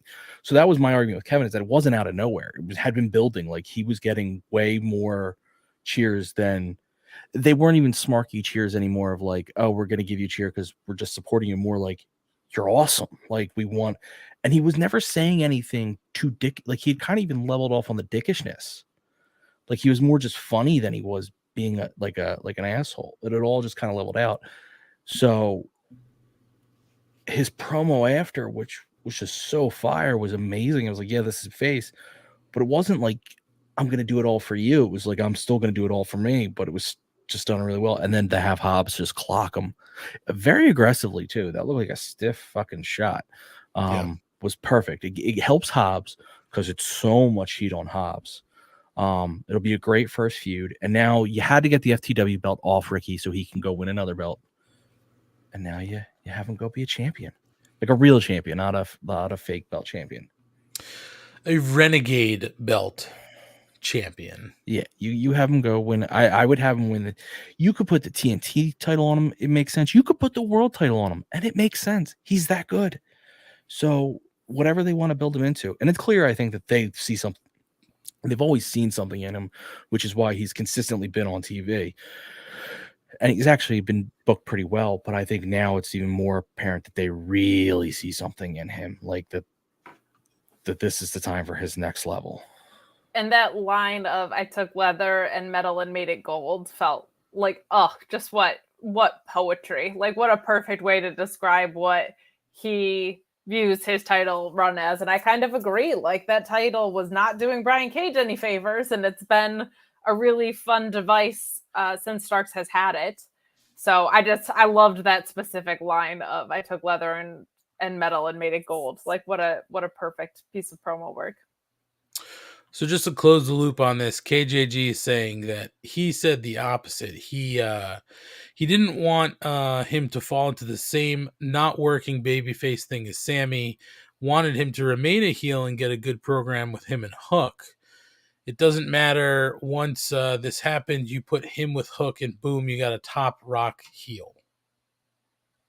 AEW crowds cheer everyone at some point. If they want him as a babyface, that's fine, but I like him as a bad guy. He's like Sammy. I'm just telling you what is said in the chat. I don't know. I'm just telling you what I read on the tweet. Hey, I'm just telling you that fans had clearly made the choice that they no longer wanted him to be a bad guy. They wanted him to be someone they could cheer for. And not in the same way of an Adam Cole or someone like that who, from the moment he walked in, got cheers. Like, he had to re-earn his, which I always think is a little different. I think that's the fans turning into love you. Yeah. I mean, it all felt natural. And it's fun when it's fun for me when they sort of embrace what the crowd has given them, right? So like, he's getting the reactions, he's getting the fans are cheering him and they're behind him. And he's going to turn face, right? He's going to play into that. It's just really interesting to see that sort of the opposite. Well, the same thing happened with Sammy, right? He was getting booed, so they leaned really hard into him being a heel. But that's a poor comparison because Sammy got cheered through his work.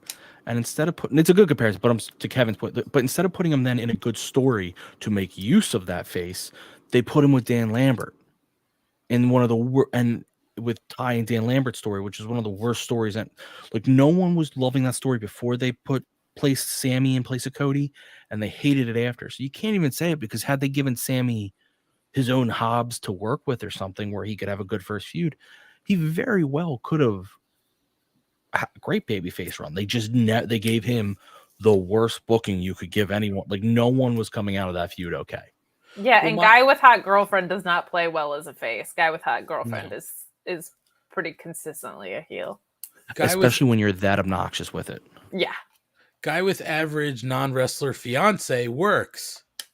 Guy with hot wrestler fiance who broke off his relationship doesn't necessarily work. Correct. As Mrs. Money says, hashtag justice for Pam. Also, my whole thing there was also going to be just to kind of circle back to, so they leaned into the reactions the crowd were giving, right? Based on what they were getting. It's very interesting to see it's worked, right? For them once they sort of leaned into the reactions. Very interesting when Cody was getting booed. He didn't lean into it. And it didn't fucking work. Now he's not even there anymore. He chose to move on. So that's a whole different thing. But he said, I'm not going to be a heel. He was very clear about it. You know, this is me. This is what I do. And the crowd never fucking got back behind him. Maybe he should have turned heel. See how that worked out. Well, I think if he had stuck around, Cody loves to lie, right? So I feel like if he was denying he was going to turn heel that hard, what he was going to do is absolutely be a heel who never saw himself as a heel. Like, I think 100% that's where he was going, because he said it's the most fun you can have with your pants on, basically, being being a liar. And he taught Bryan Danielson how to lie, right? So I think that was definitely headed down the Homelander track, but he isn't anywhere right now. He's on the shelf with a torn pack. Very true. All right, moving on from this, the Acclaimed cut a promo, so we find out that they have a music video coming against the Ass Boys. So bring your ass wipes, your ass cream, wear your assless chaps. They're going to take out the trash on Friday, so stay tuned for that. New joint being dropped by the Acclaimed on Friday. We move on from that to Dante Martin versus Sammy Guevara. And Jesus, a match that seemingly means nothing, just, again, sort of steals the show, right? These guys can both go, and if, I get it, if you're not into this style of wrestling, this certainly isn't for you, but, man, both of these guys can do some really athletic shit in the ring, and this match just sort of solidified for me, like, I feel like we haven't seen a match of this quality, not anything against Dante, but we haven't seen a match like this out of Dante, this high octane the entire match, I feel like, for a little while. So it was nice to see it out of Dante because I thought this match was fantastic. Sammy does win by pinfall with the GTH. And then post-match, Sammy and Tay are starting to beat down Dante in the ring. Sammy goes up for what I assume would have been a 450 splash, but Blue gets in the ring. She starts to jaw Tay Conti. That's when Tay Conti comes down to back up her pal, and they beat down Sky Blue together. And that's when Ruby Soho, Ortiz, and Eddie Kingston come down to make the save. And we're on to the next thing. So, what'd you guys think of the match and all the post-match antics? This was the beginning of a annoyed and annoyed me for how the women of AEW are continually treated.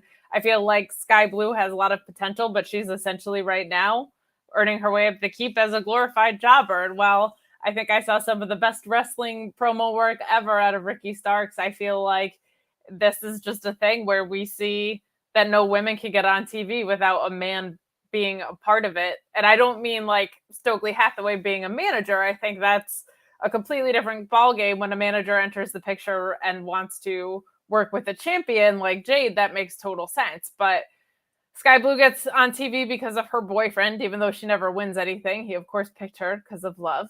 Anna Jay and Tay Conti both need the Jericho Appreciation Society. Ruby Riott can't do anything until, like all she can do is lose to Britt Baker, essentially, unless she's tied to Eddie Kingston. Then she gets to have some screen time. Like, it just feels like the women just don't get any standalone TV time, and that's frustrating. And it gets more annoying later in the show because of what we see with the women's world title match and where it was on the show and the time that it was given. But I just find it continually frustrating that women don't get on TV unless they're being handheld by a male presence. And again, managerial is a completely different world, but it just seems like they have no idea really what to do outside of that for building meaningful women's programs. Hey, Kate, why do you keep calling Stokely a manager? Because he is one.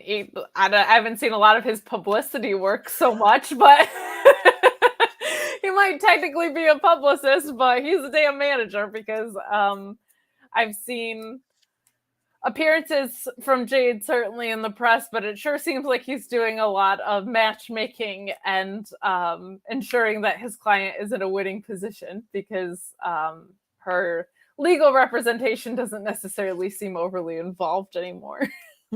All I want to say is, who do you think got her onto the San Diego Comic-Con panel? That was definitely Stoke. That was definitely Stoke. I think he was probably responsible for her throwing out the first pitch in Chicago as well. Like, I'm not saying he's not doing the job of a great publicist. Like, kudos to him for getting her these appearances. But it does seem like his skill set might expand beyond the publicity realm in some aspects. He's taken bumps from Chris Statlander, like getting hit on the head like that. You know what I mean? If he's getting concussed out there, so. Well, the one thing he still hasn't done is get Sonny Kiss into the baddies. So don't forget to reach out to Stokely Hathaway and let him know the Mark Order Pod said you gotta get fucking Sonny in and this. baddies. Schlong, I want to go to you, but I also want to bring this up. Asian Joe said it, and I felt the same exact thing.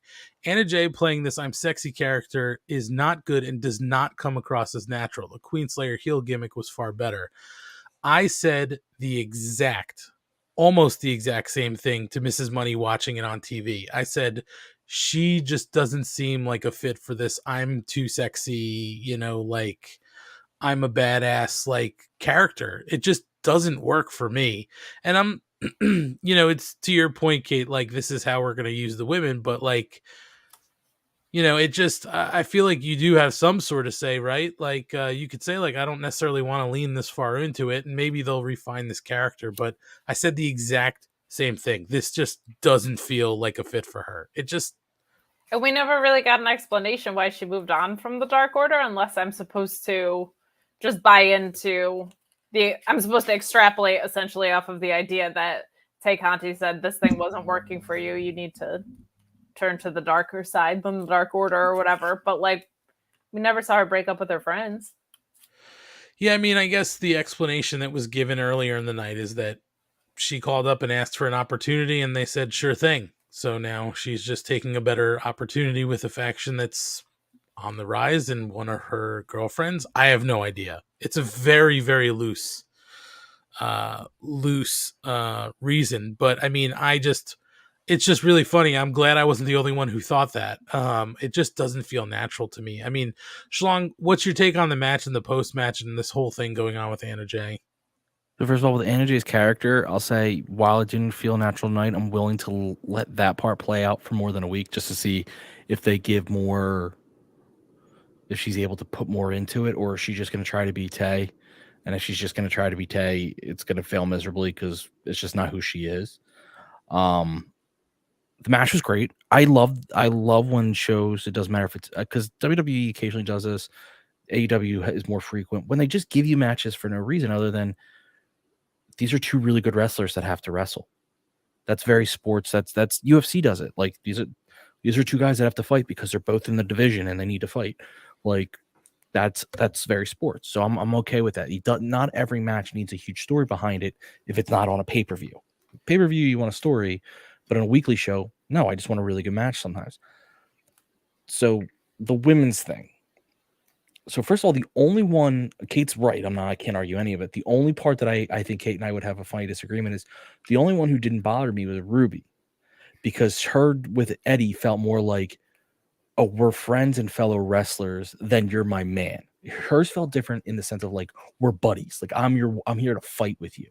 Felt more like you saw with Ortiz and Santana and Eddie than Tay with like Sammy.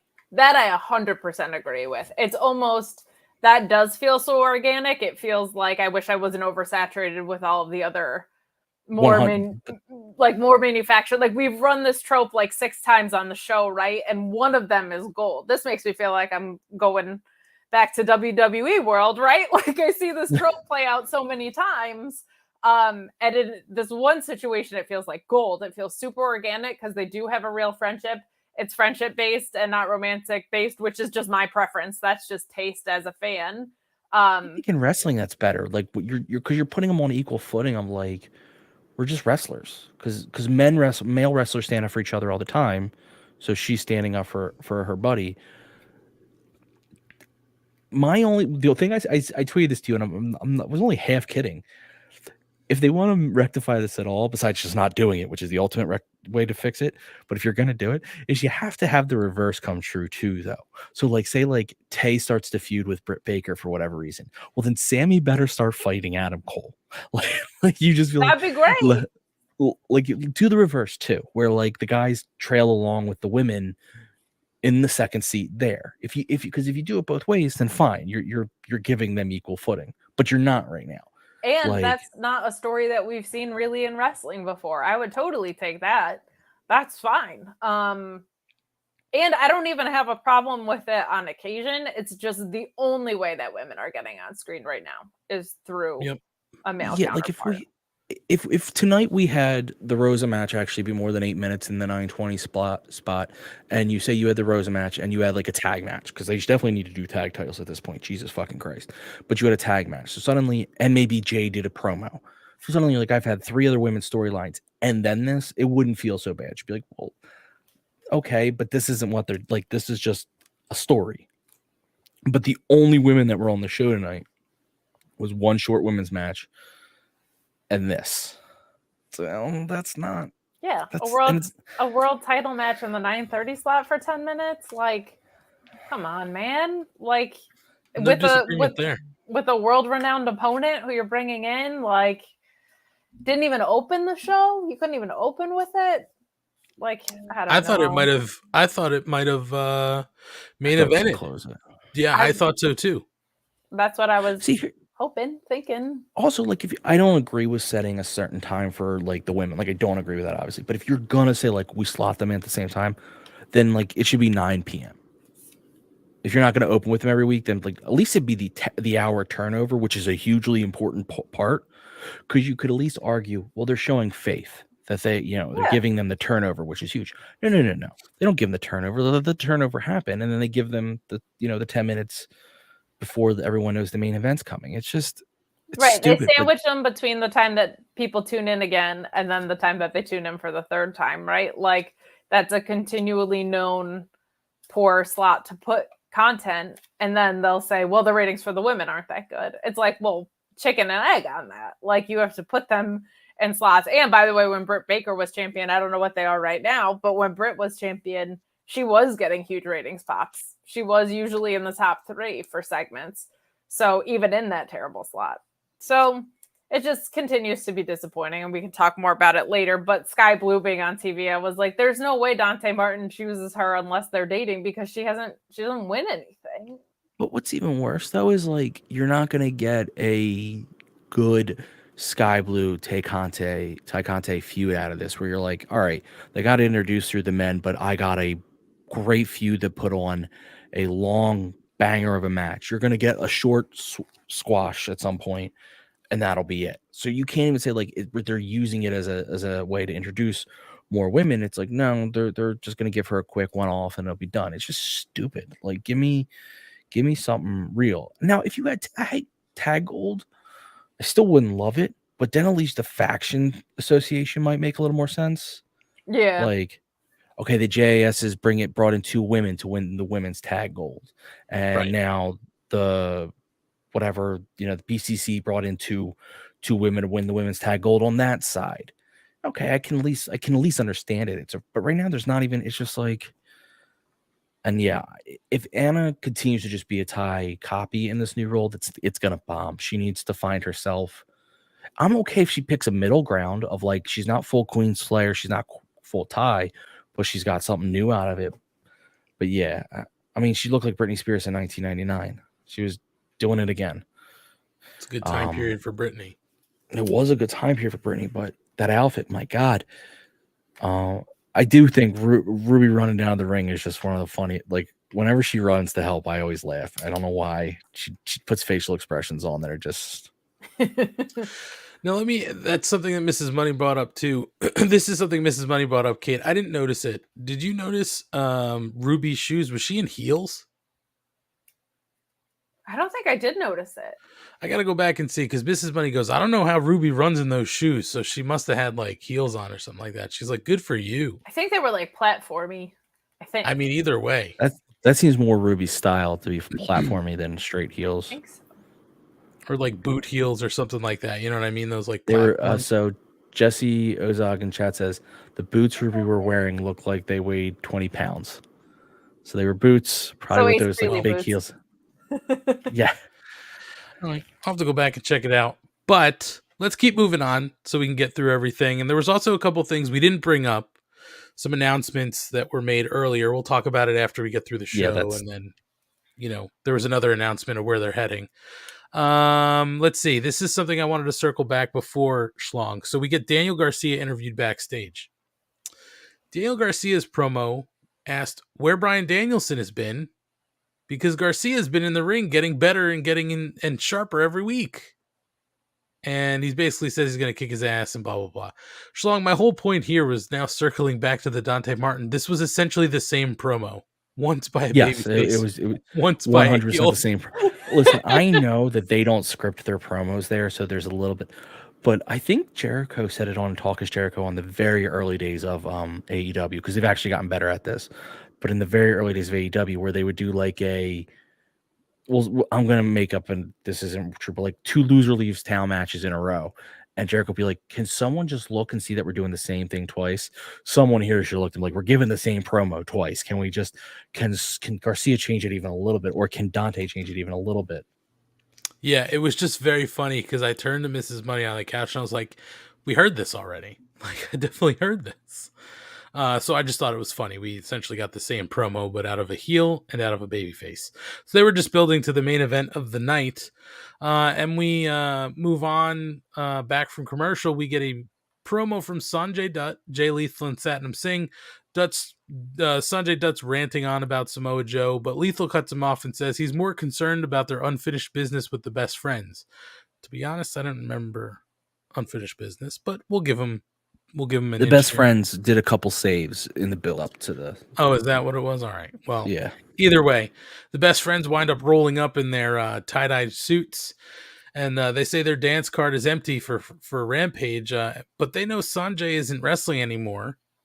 So Dutt actually cuts them off and says he'll fight them and it'll be a trios match. Best friends accept, and they walk off. But Sanjay realizes what he's just agreed to do and says to Jay Lethal, how could you not have stopped me? How could Satnam not have stopped me? So pretty funny segment. Sanjay Dutt just continues to be great for me in his short time on camera every week. And it'll be fun on Rampage to see Sanjay back in the ring with his 2 buddies. He's fantastic. What a fun presence. Like, he's just, he to me reads a lot like Stokely, where very, very funny, but always also very grounded in what's being done. Like, lots of layers, lots of dimension. Really loved the segment. And just like that realization that he was being a hothead is such a fun device that I think is not overutilized, where he's just like, what the hell did I just agree to, basically? Like, I think that's such a blast. Yeah, it was just a fun little segment, and like I said, it should be a fun match on Friday night. So tune into Rampage to see that. Let's see. After this, we get a hot segment of the night. Jungle Man, Jack Perry. By the way, guys. I want to throw this out there. Did you notice the sign ringside that said he's a Jungle Man? I did not notice that sign, but that's very fun. Yeah. I mean, we're over like Rover. People are listening. We know that. True. Yeah, because we were definitely the only ones who have ever said. I agree. We started it. We started it. We said it when the Anna J news broke. We were like, he's a Jungle Man. He's a Jungle Man. We saw him grabbing that ass. That's right. Holy moly. Also, just on the side note, there were some really great signs in the crowd tonight. I had a couple favorites. Ravioli, give me the formuoli. It's a great SpongeBob reference. Also, free hat. It's a great South Park reference. That's a great South Park reference. That's a great pull. There was a Juggalo sign. Haven't seen one of those in a while, so I enjoyed that. There were some really good signs in Worcester. The crowd also was pretty hot tonight. I feel like we should say that. The crowd was great. The crowd was really good. I actually knew a few people in the crowd, and I sent them a message. I was like, you're seeing a good show. Like, it's a really good show to see. So the Massachusetts fans from Saturday and tonight got some really good shows. Anyway, getting back to the Jungle Man. He makes his entrance flanked by Luchasaurus. So it's great to see the best friends, these best friends, not the best friends, back together. And Jack gets on the mic and calls Christian the biggest pussy he's ever met in his entire life. That's right, folks. Called him a pussy on television. Didn't so get much dropped. Better than being a little bitch. Well, so much better. Yeah, we do get to that a little bit. But Jungle Boy congratulates Christian. Oh my God, I'm all over the place. Congratulates Christian for being the more relevant than he's ever been in his career. Tells him off for tucking and running the second he came back. Jungle Boy came back. And he isn't going to get his motivation. He doesn't get his motivation, because he threw him out of a battle royal like a year ago because he missed out on a bonus. Well, for somebody wrestling as long as Christian has, that shouldn't be a big deal. But then the Jungle Man realized why Cage needed the money. It's because he's strapped for cash because his wife just divorced his bitch ass. He also gave the call me sign. And just like the bad guys in the movies with turtlenecks and small pricks, he also says, why do you think his wife left him? He needed somebody to protect him, so he found himself a monster. I'm going to interject something here for you two. You'll probably get a kick out of this. That was the moment that Mrs. Money said, he's single, and then went to Wikipedia. I was going to ask you, like, how that shook out in the Money household tonight, because that was news to a lot of people. Yeah, that made its rounds on Twitter. Yes, it did. Yeah, Mrs. Money was very excited at that prospect. And she made her way to Wikipedia to verify some of those findings. Anyway, I don't know if she found anything. She didn't tell me. He is, I believe, actually single. Yes. No. I'm sorry. He might be dating someone in WWE management now. Oh, well, good for him. That was put on Twitter. I don't know if it's accurate or not. Keep your finances separate for the time being, Christian. I would just say. Yeah, don't combine anything.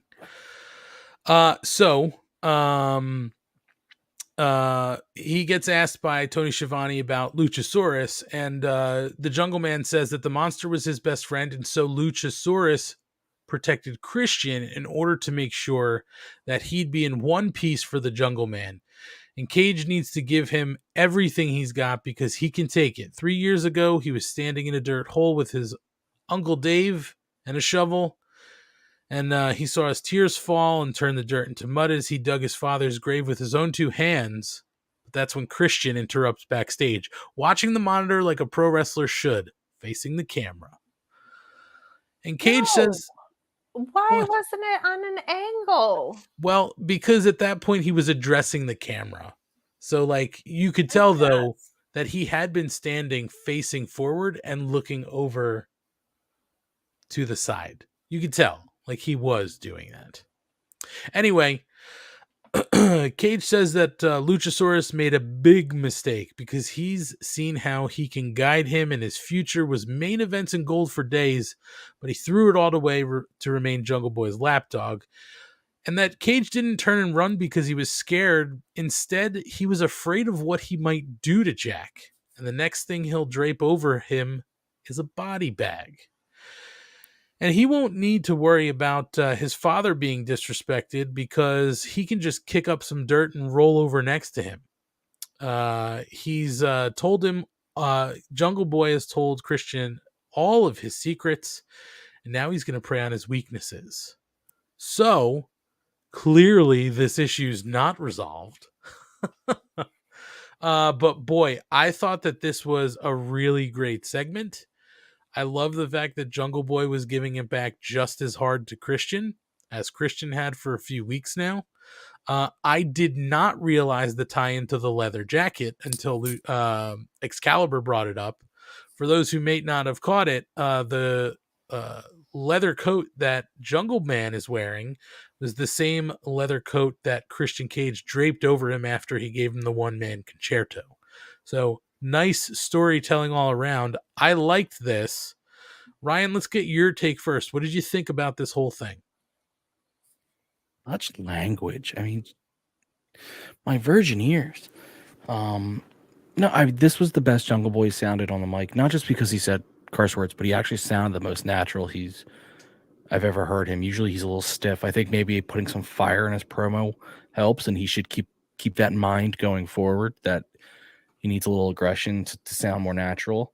Little confused as to why he was digging the grave. Agreed. Typically, you have a service for that. They might ask you to put a little shovel on as symbolism, but you typically don't do it yourself. I don't even know if they'd let you. Christians, cut off and being like, I was afraid of what I would do to you is such a great heel line because it's so chicken shit. And it's like, that's all I want.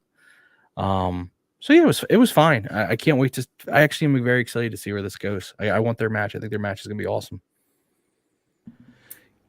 Kate, were you also, this was a question I forgot to ask Ryan, you could jump in, but were you also surprised not to see Luchasaurus in his green mask again? I said, listen, the guy paid a lot for new gear. He's not just going to do it 2 weeks and then leave. I like the black. So do I.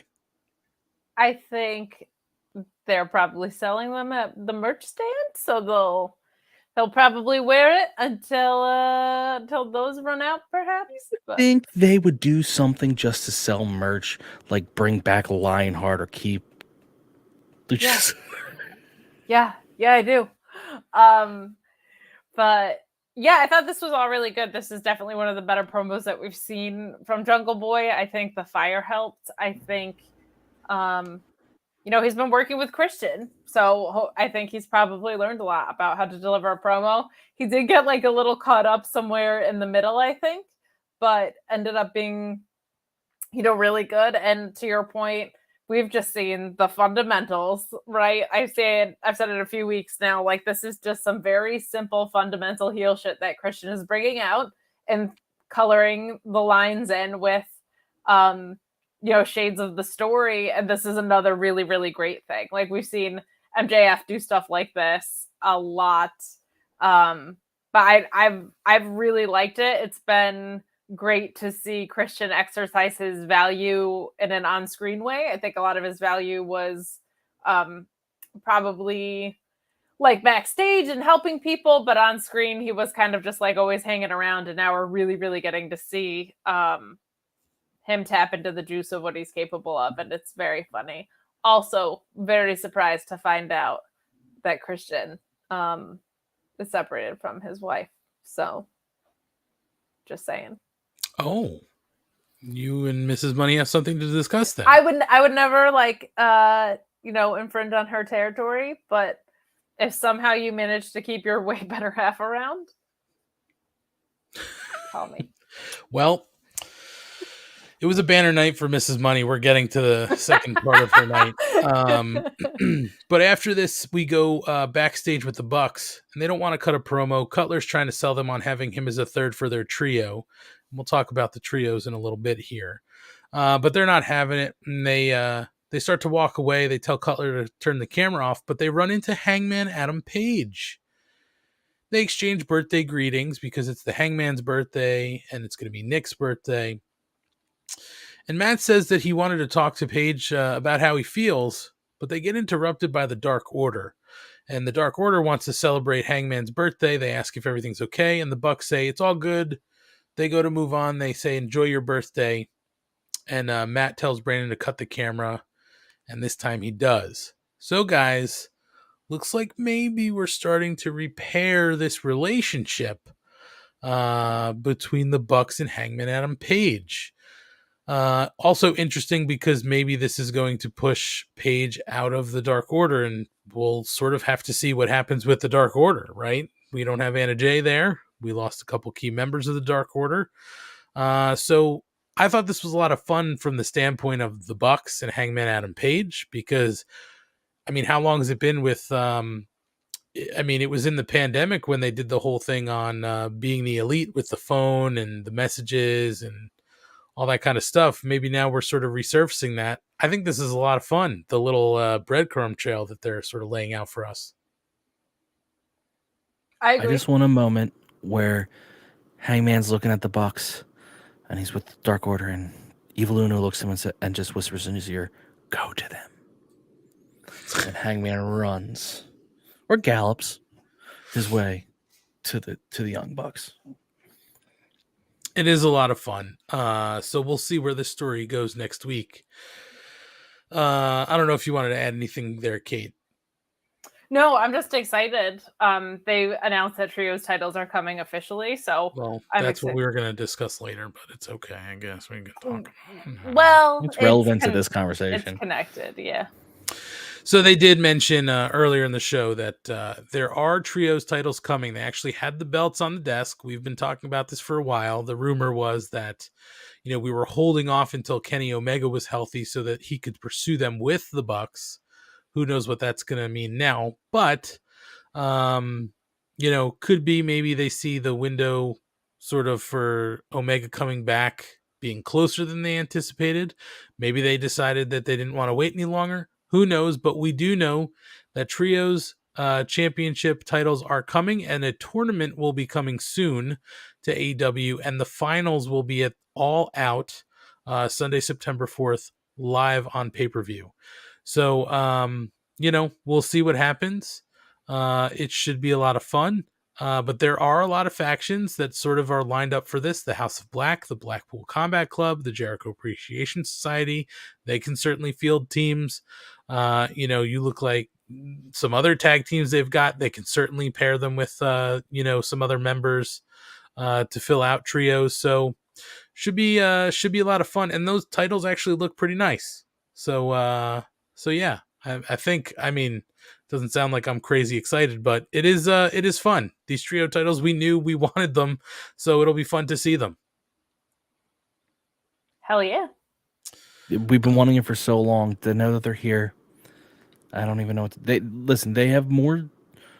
There's so many teams that could win it and be awesome that it justifies a lot of different stories, and it frees up the tag division because now you don't have to you have a team being like, well, they need to win tag titles. Just throw in a third and then go for trios, or take away the third and then go for the tags. And offers a lot of flexibility without, I think, oversaturating. I still don't think they're oversaturated with belts yet, so I think they're still good. And I didn't even think about it. You got the best friends, right? So the best friends can fill in that tournament. If you really want to throw in a third team, this Sanjay Dutt, Jay Lethal, Satnam Singh, could be thrown into this mix somehow. They can go with a lot of different teams, but either way, very exciting to have trios titles, and we'll see how this plays out. But guys, we do move into Mrs. Money's match of the night. Smart Mark Sterling and Tony Nese, the Vision in Blue versus Shane Strickland in a handicap match, and Keith Lee is watching from a monitor in the back because he is banned from ringside. Should be noted, Kate, Keith Lee not watching the correct way. No, not at all. Not at all. Disappointing. And look what happened to him. Well, exactly. We do get to the end of this match, and Shane Strickland wins by pinfall with a pump kick on Smart Mark Sterling. Nese couldn't make the save. He did try, but he had gotten beat up pretty good. Post-match, we cut backstage, and Josh Woods has laid out Keith Lee. Swerve notices on the big screen, and that's when Nese blindsides him, and Nese holds the title, drops it down on Swerve. Maybe a little tag team action here for Josh Woods and Tony Nese. I don't hate that pairing, and they have been scouting him on the darks, so this seems to maybe make a little bit of sense because people didn't really know what was happening. Maybe they were trying to get Josh Woods to help him with some of the pure title matches that he couldn't win. So I like this. And I thought the match was fun. For the most part, it was Tony Nese and Swerve, and then, Smart Mark doesn't want to get in the ring and all that kind of fun stuff. Smart Mark, very good at what he does. So yeah, I like this. Schlong, what'd you think? I just don't get what Gina sees in Tony Nese.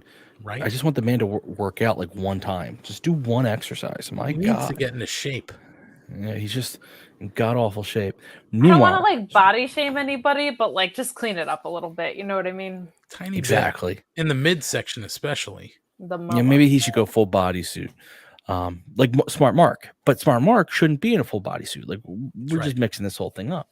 The match was fun. I love it because Smart Mark, it's a handicap match, but in reality, because of the way they book Smart Mark, he's almost a negative to his team, so it doesn't actually hurt Nese to lose in this match because you're like, well, Smart Mark took the pin, he kind of sucks. Josh Woods is fucking amazing, so to have him now be around full time is awesome. Obviously, you guys are more familiar with ROH than I am, but he did great in ROH in the pure division. He's been on a few darks. I was hoping because he got some wins on there that he'd be coming around. Those two as a tag team is a lot of fun. I actually think Smart Mark moving off of Jade to these guys has been such a great move for him. I know Jade maybe has the bigger profile, but he fits in so well with these two. Well, at least it's been Nice, and I'm going to put Woods with him now. And from what I know of Josh Woods isn't known for his promos or his,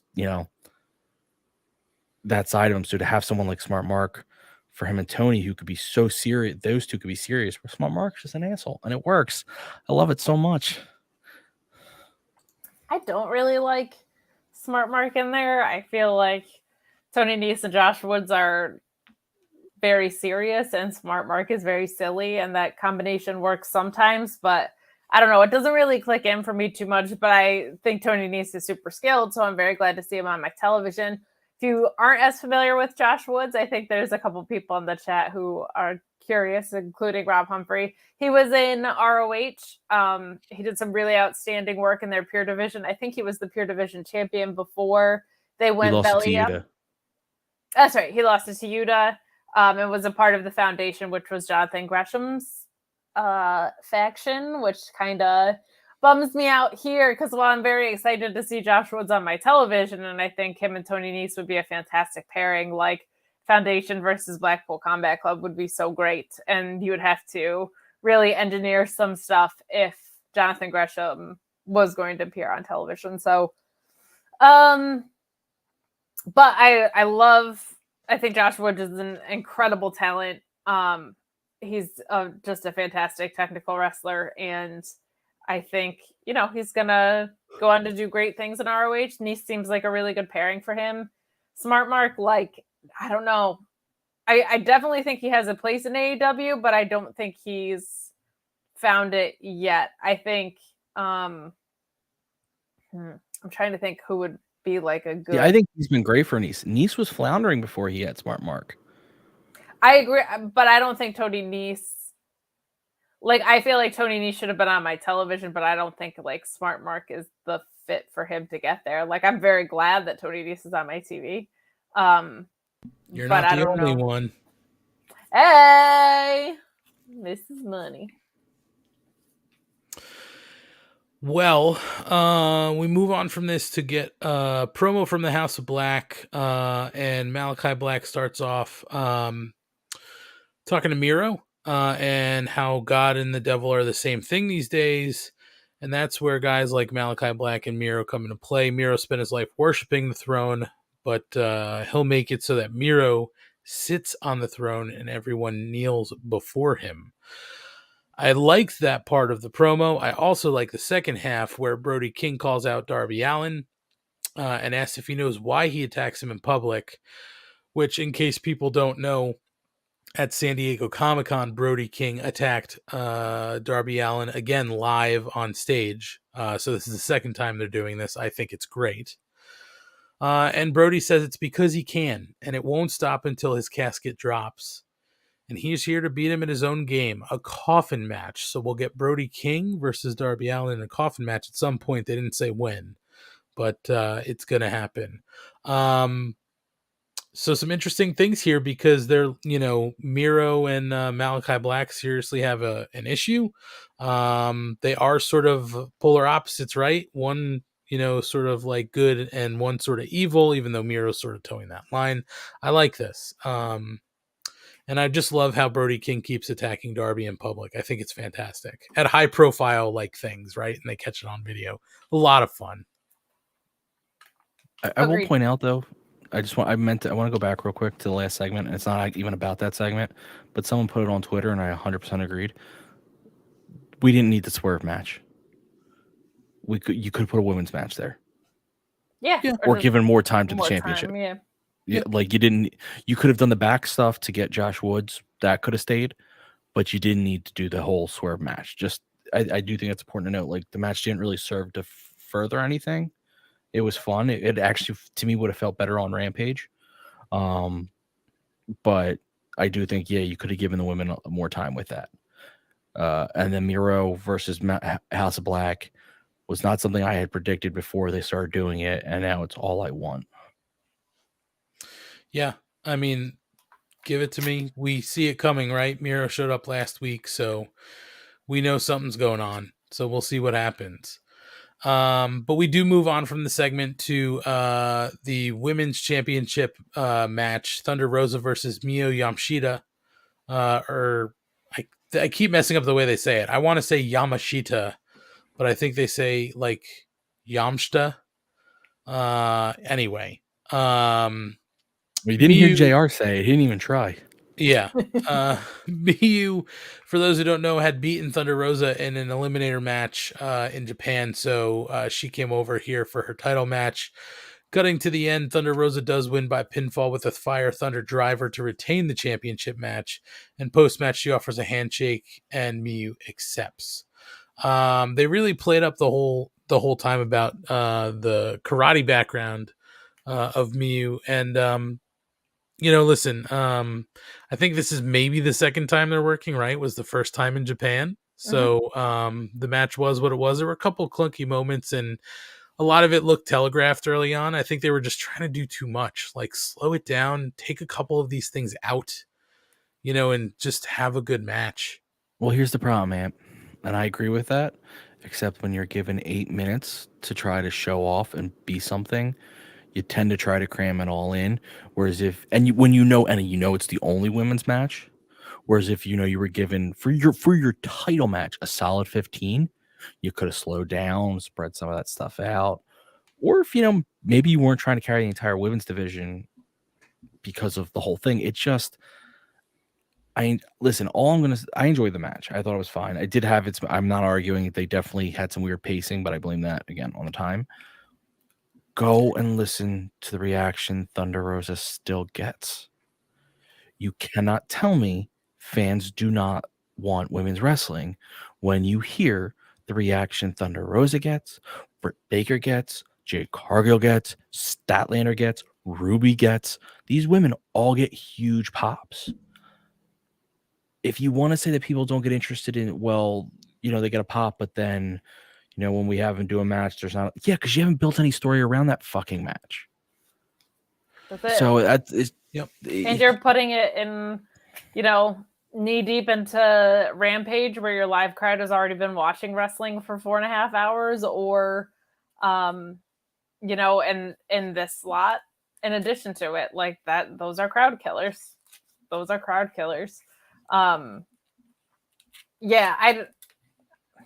It's just really disappointing. It's really disappointing that an AEW women's world title defense against a world-renowned talent is 10 minutes at 9:30 in the show.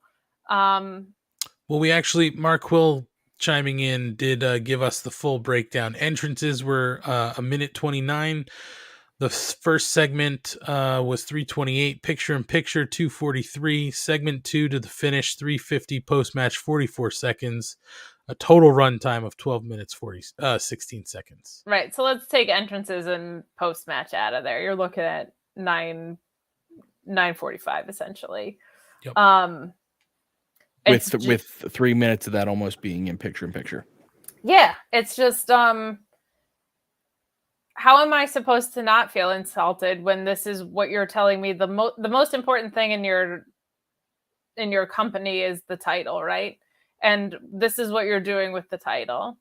Like, you're putting it at the 9:30 slot for 12 minutes total, more or less 10 in the ring, with a picture-in-picture slot. And no, it didn't feel like an important match. It didn't really feel like any different than a Thunder Rosa versus whoever match. I think it was cool that they brought in a challenger from outside the company that Thunder Rosa had lost to. Like, there was at least some meat on the bone with that. I think of the Japanese women we've seen, she definitely, she has a lot more strength and just physical wherewithal to her. So her kicks looked really nasty. That was really cool to see, but it's just, it makes it really hard to get excited for a women's title match when the first thing that they do is tell you that it goes on for about the same length of time in the same slot as every other week. And we've all been conditioned to certain things as wrestling fans, right? Like, the main event is the last thing in the show. The opening is a very important part of the show. And this didn't fit in either of those slots. And it's just, it's frustrating. It's frustrating that that's what this is. I feel like Data felt like a more important champion for most of Thunder Rosa's reign, and Thunder Rosa's putting on some really great matches. I feel like she deserves way more of a build and way more breathing room because her matches with Serena were great. Her matches with Toni Storm were great. I thought this match was maybe not great, but very, very good. And I make in men's and women's wrestling way more exceptions when things are clunky, when they're also super hard hitting. Like, I'll take that. But it's just frustrating on top of so many other things not feeling like they've been properly built out. When I look at the roster, I see stories developing, but the only one that seems to have any juice to it is at least a title, right? I think that TBS title is in a good spot in the company, which is good. That should be. But it's just continued frustration. And what you're telling me is that it's not important by where you put it on in the show for the length of time that you put it on in the show, when it should feel extremely important, not only because it's a world title match, but you flew someone in from Japan to have it. So the fact it didn't open or close the show is pretty lame in my opinion. Yeah, I mean, I can't say anything that I disagree with there. I mean, it's just we talk about it, I feel like, on a weekly basis. They just need to do more here. And they have to be able to find a story for their champion. Because it seems like this is the only division where they really can't find a story for their world champion. They really rely on the belt being the story, and it's not. Right. So let's go to what was the main event that we all agree probably shouldn't have been, just because that women's title match could have been the main event. Title should be main event. I'm sorry, unless Garcia and Bryan had a feud that had been going on for like 4 months, and this was truly the blow off. Title should always be a main event. Yeah, don't disagree. But we do get the return of Bryan Danielson in the ring versus Daniel Garcia. Jericho joins on commentary for this one. Commentary also reminds me that we had JR all night tonight. They didn't bring him out midway. So I wonder if they're maybe... What's that? I said I wish they had. Yeah, I don't mind them bringing him out midway through. Maybe they're just trying to see if, they go back to this on a every other week basis or something. Who knows? But... Danielson comes out strong out of the gate, hits the drop kick, which was great because Jericho starts playing up the fact, well, he jumped him early. The match didn't even start. And also Jericho was playing up during the match that maybe, Danielson's back a little too early. And at one point in the match, they do start playing up, the neck and the head injury of Danielson. He starts to sort of go down, running across the ring. He sort of hits the deck. He's seeing stars. A really, really hard-hitting match. But the surprise is the finish. Daniel Garcia wins by referee stoppage with the sharpshooter. He wrenched it all the way back. Danielson couldn't get the rope. But what sort of led to that was Danielson putting Garcia back into the ring, gets held up. Somebody's arm reaches up from under the ring to hold him back. We don't see who it is until post-match. It's revealed that Jake Hager comes out to raise Garcia's hand, and Jericho joins in the celebration. That is the show. Now, I don't hate Garcia going over. I don't like Hager being involved. But Garcia going over, I like, because, Danielson's lost matches, right? He lost to Hangman. He went the distance with Hangman once, lost to him on the rematch. So it's not like he's got a pristine record and this is his first loss.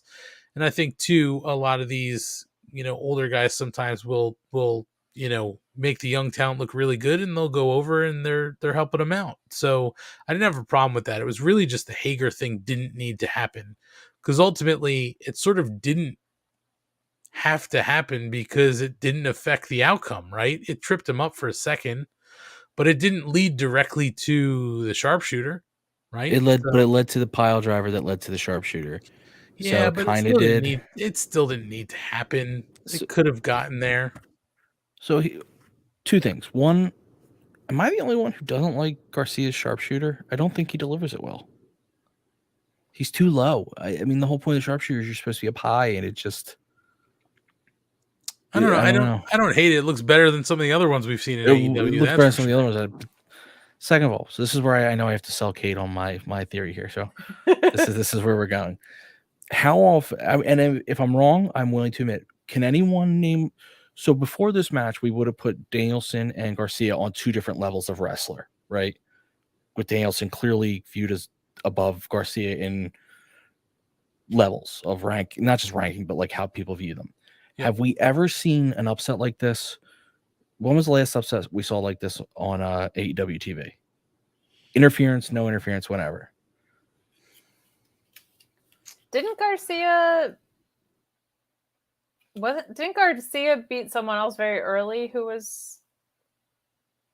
I'm trying to think. Yeah, I'd have to get back to you, Ryan. I just don't know off the top of my head. Well, it doesn't matter. The fact that you guys have to think like this is where more... There's been lots of matches where the guy who's the lower tier cheats and still cannot beat the elite wrestler.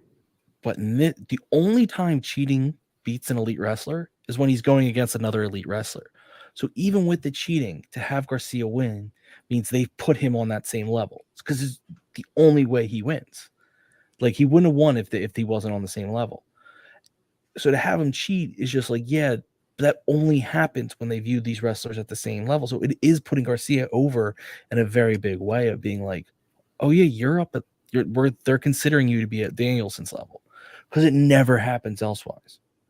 You don't have Cool Hand Ange beating Danielson with cheating. He'll cheat, Danielson will get around it, and he'll win. You don't have. So why cheat if you're on the same level? Because you're a bad guy. Bad guys cheat. I don't know. That is wrestling 101. Bad guys cheat. That has been from like day one.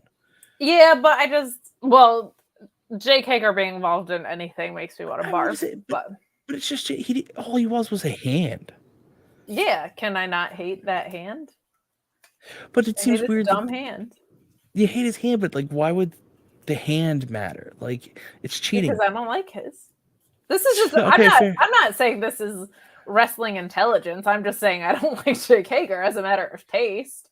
So that's gonna put a bad taste in my mouth. I don't know. I don't know what. I can't off the top of my head think of an alternative that would be a better booking scenario, but I just didn't like it. I would rather, and it also, you know what it is? It doesn't sit right with me because the Blackpool Combat Club, they're bad guys, but they don't really cheat. I don't feel like they're not bad guys. That's the thing. They're not. Yeah, I guess. I mean, I don't know. I feel like they're just assholes, but they're not bad guys. If you're telling me that they're on the same level, he should just win clean. If he needs to cheat to win, I think there's probably a better cheating scenario than this one. Like you can do, they're so good at protected losses that I feel like they could have had a better way around this. But I will say him beating Danielson on his return, I think is very, very cool. Like that is a really selfless thing for Danielson to do. I think it carries so much weight, and I don't think Danielson really loses anything here because it's not like he was built into some program. He's just coming back from injury.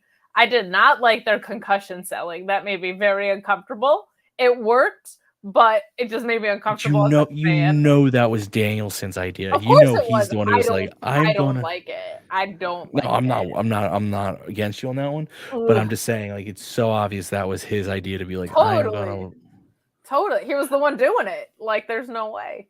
But I think I think the execution of the match was fantastic, which I would expect nothing less of these two. I try not to play like overly comparison game, but if you're looking at the AEW map right now, I feel like Sammy Guevara's been slipping because of the booking. I think he's great in the ring, but I think you're seeing Starks and Garcia kind of take over what feels more like young pillory spots, like when those pillars do turn into walls. Like I think these two are really, really blossoming, and young Wheeler Yuta, of course. is also in that conversation for sure. And it's really fun to see. It's fun to see Bryan Danielson losing to Daniel Garcia. Like, holy shit, right? So I just didn't like the way it happened. I feel like there was a better route that you could have taken. And I think this going back to back with the women's match also pissed me off because I was just like, for that, like Garcia going over is an upset, but this essentially had no consequences and you had a world title match, right? So that definitely, like the women's booking and that title match scenario did cloud my ability to like a lot of the show. Like if they had just done stuff that made sense or felt like respectful to the women's talent that they're building up, I would have been sitting here talking about how much I loved Ricky Starks' promo for an extra 45 minutes and how I thought this match was really, really awesome. So, you know, I don't know. I wish I could think of a better booking alternative, but I can't. I just know that I didn't love this. I don't hate it. I really just don't like Jake Hager. I think that's where it comes down to it. I think your hatred, Jake Hager, really definitely a makes part you of it. Yeah, that's definitely a part of it. Jericho's book. He said it. He was talking to an old wrestler. And I don't remember who it was. I don't remember if it was a Japanese guy or an American guy. And his basic premise was heels cheat. If heels don't cheat, what makes them a heel? That you don't like them, sure, but it doesn't they cheat. So especially a heel team like the JAS, that's what they are, all sports entertaining. That's what they do. They cheat. So Garcia had to cheat. I mean, otherwise, it just doesn't then what are you doing with them? The fact that they're willing to let him cheat and then win still, because again, that could have been, if it's anyone else on that team besides Jericho, they don't beat Danielson, even with cheating. So it just goes to show how much they love how they view Garcia. The only thing keeping Garcia from being he's right there. I don't know. That to me was, because I thought about him, they don't do WWE, for better or worse, they do it all the time, where a worse wrestler beats a better wrestler through cheating. AEW doesn't do that. So the only time cheating works is when these two wrestlers are on the same level. So it does, I think, have a little more impact that Garcia still won, because you're like, oh, this is where they view him, which means this is where they view Yuta, which is because these are all guys that are competing. I think it elevates everyone when you're willing to do that. If Danielson can fight through the cheating and still win, then Garcia looks weaker. Everyone looks weaker for it. And you don't want Danielson to lose clean, because that would make Danielson look weaker, as you're thinking? Yeah. So yeah. I can agree with that. And heels cheat at the end of the day, especially the JAS. That's what they do. Now, do I wish it was? Listen, if you told me right now we're taking Hager out of the JAS, I'm not crying. Yeah, he sucked. I agree with you on that one. I just feel like I'm not going to be upset it was Hager, only because it was Hager's hand. If it had been Hager's whole body, I might have had a problem, because he is very annoying. So that was going to be, I have 3 questions, 2 in the chat and 1 of my own. So Kate, my question for you is, if it was Daddy Magic's hand, would you have been okay with it? I feel like there was a better, I don't know if I would have been okay with it, but I would have liked it better than Jake Hager's hand, because I don't like Jake Hager and I love Daddy Magic. I feel like Daddy Magic's hand would have come out like this. Like magic fingers. It's true. Little jazz hands. I feel like there's a better cheat than what they did. I just can't think of it. But I won't argue that. I won't argue that they could have.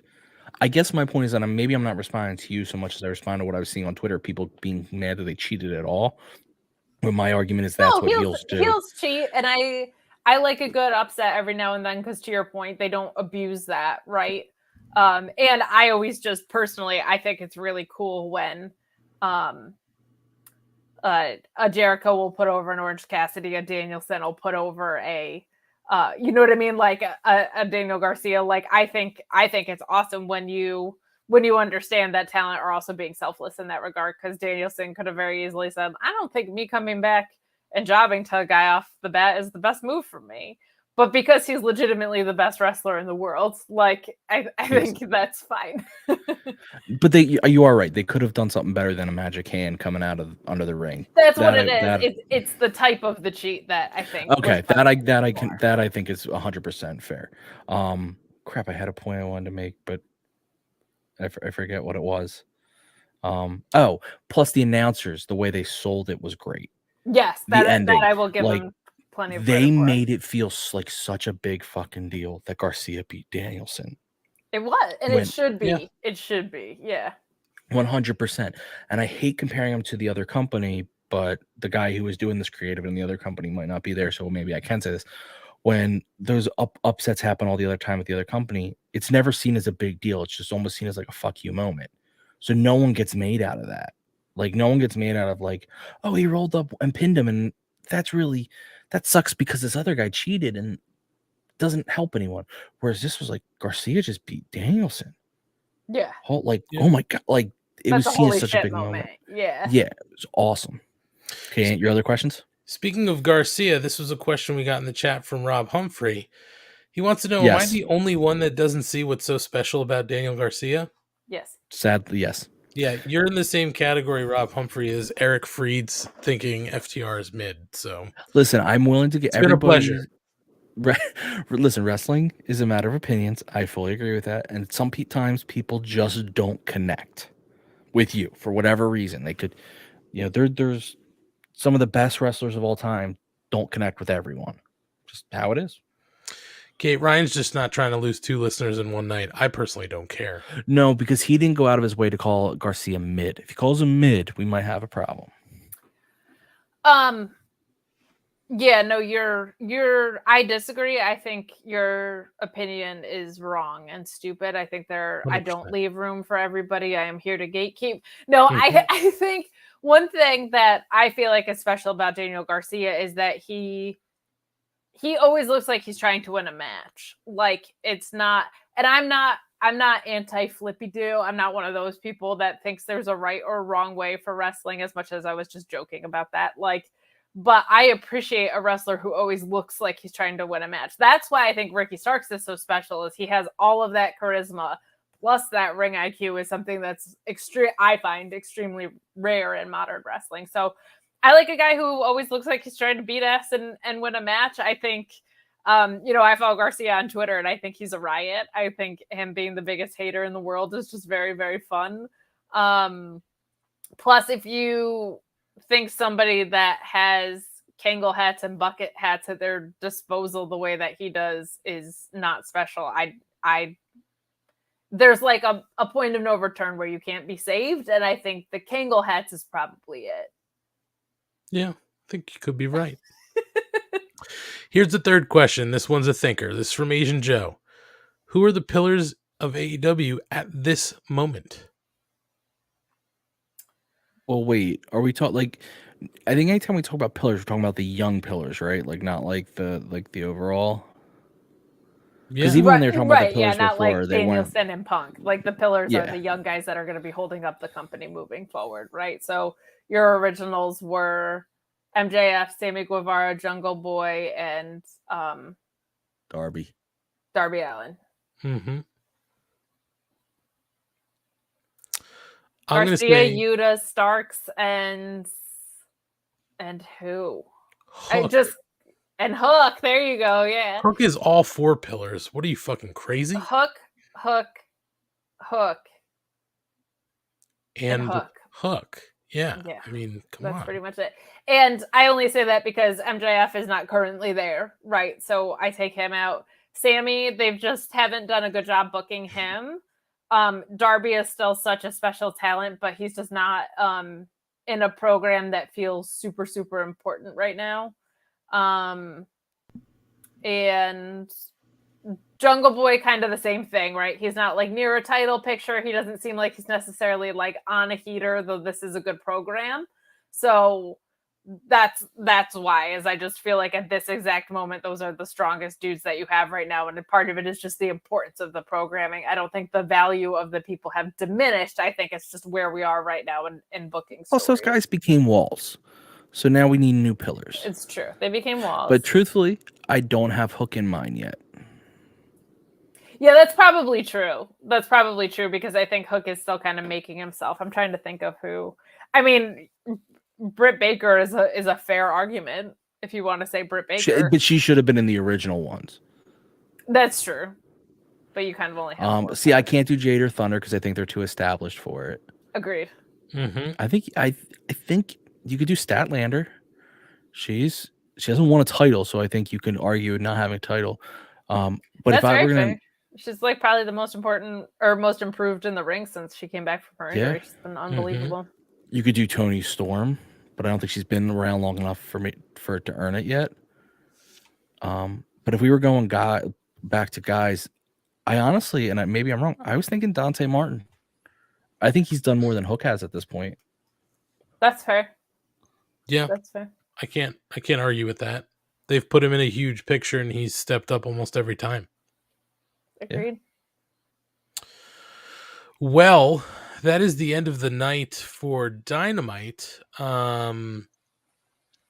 They did announce I don't have the whole card, but they did say next week it's the return of the Undisputed Elite. So we'll see what they have to say about this whole Young Bucks thing now that the Young Bucks friends are going to be back. The other big news of the night, and this is probably going to, I believe it did make our old, and by old I mean ex friend and fan Eric Freed's very happy. AEW announced that they are going to Canada. They're heading north. They'll make their long-awaited Canada debut in Toronto Wednesday, October 12th, and Thursday, October 13th, for a Rampage taping at the Coca-Cola Coliseum. So, by the way, Ant, I believe it's pronounced Canadia. Oh, my apologies. Canadiada. Okay. Crushed it. So tickets do go on sale Friday, August 26th. So get your passports ready. We're going to Canada. Not really, but we're going to Grand Slam, baby. We are. I was just going to say, I forgot. We are going to be at Grand Slam. So tickets for Grand Slam went on sale last week, and we were able to get in the door. So all of the Mark Order podcasts will be there. Mrs. Money will be there. And we have, I think, almost the same seats we had last time. So yeah, very similar. Should be good. Honestly, guys, not really much else going on in the wrestling world that would affect AEW. Not a CEO resigning in shame from his position and giving up creative control and all that stuff. Or a tweet that was sent out from AEW's owner setting the world on fire. But fucking dorks. It's so fucking stupid. All right, I so actually thought that was really funny. I did by the too. way. So for anybody who's not following Twitter because it's a cesspool of society. Correct.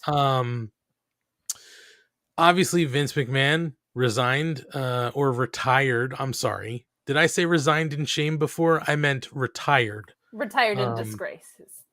Even better. So he retired on Friday, late in the day, so the news cycle couldn't catch him. But he forgot it's now a 24-hour news cycle. That's right. Well, by the way, boss, he hasn't slept in 3 months.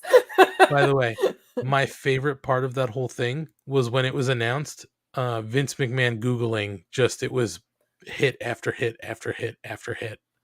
It was a lot of fun. My favorite one that they put out of Vince McMahon Googling was how to start podcast with Conrad. Yes. I didn't see that one. That's so good. I think I even saw one that said like, how do I become all elite or something like that. That I did see. But anyway, Tony Khan decided to promote Friday night's Rampage by tweeting, "Thanks to you wrestling fans and your great support of AEW, I'm grateful to now be the longest tenured CEO in pro wrestling. Thank you very much to every single person who watches AEW on TV. See you Friday night for Rampage on TNT, blah, blah, blah."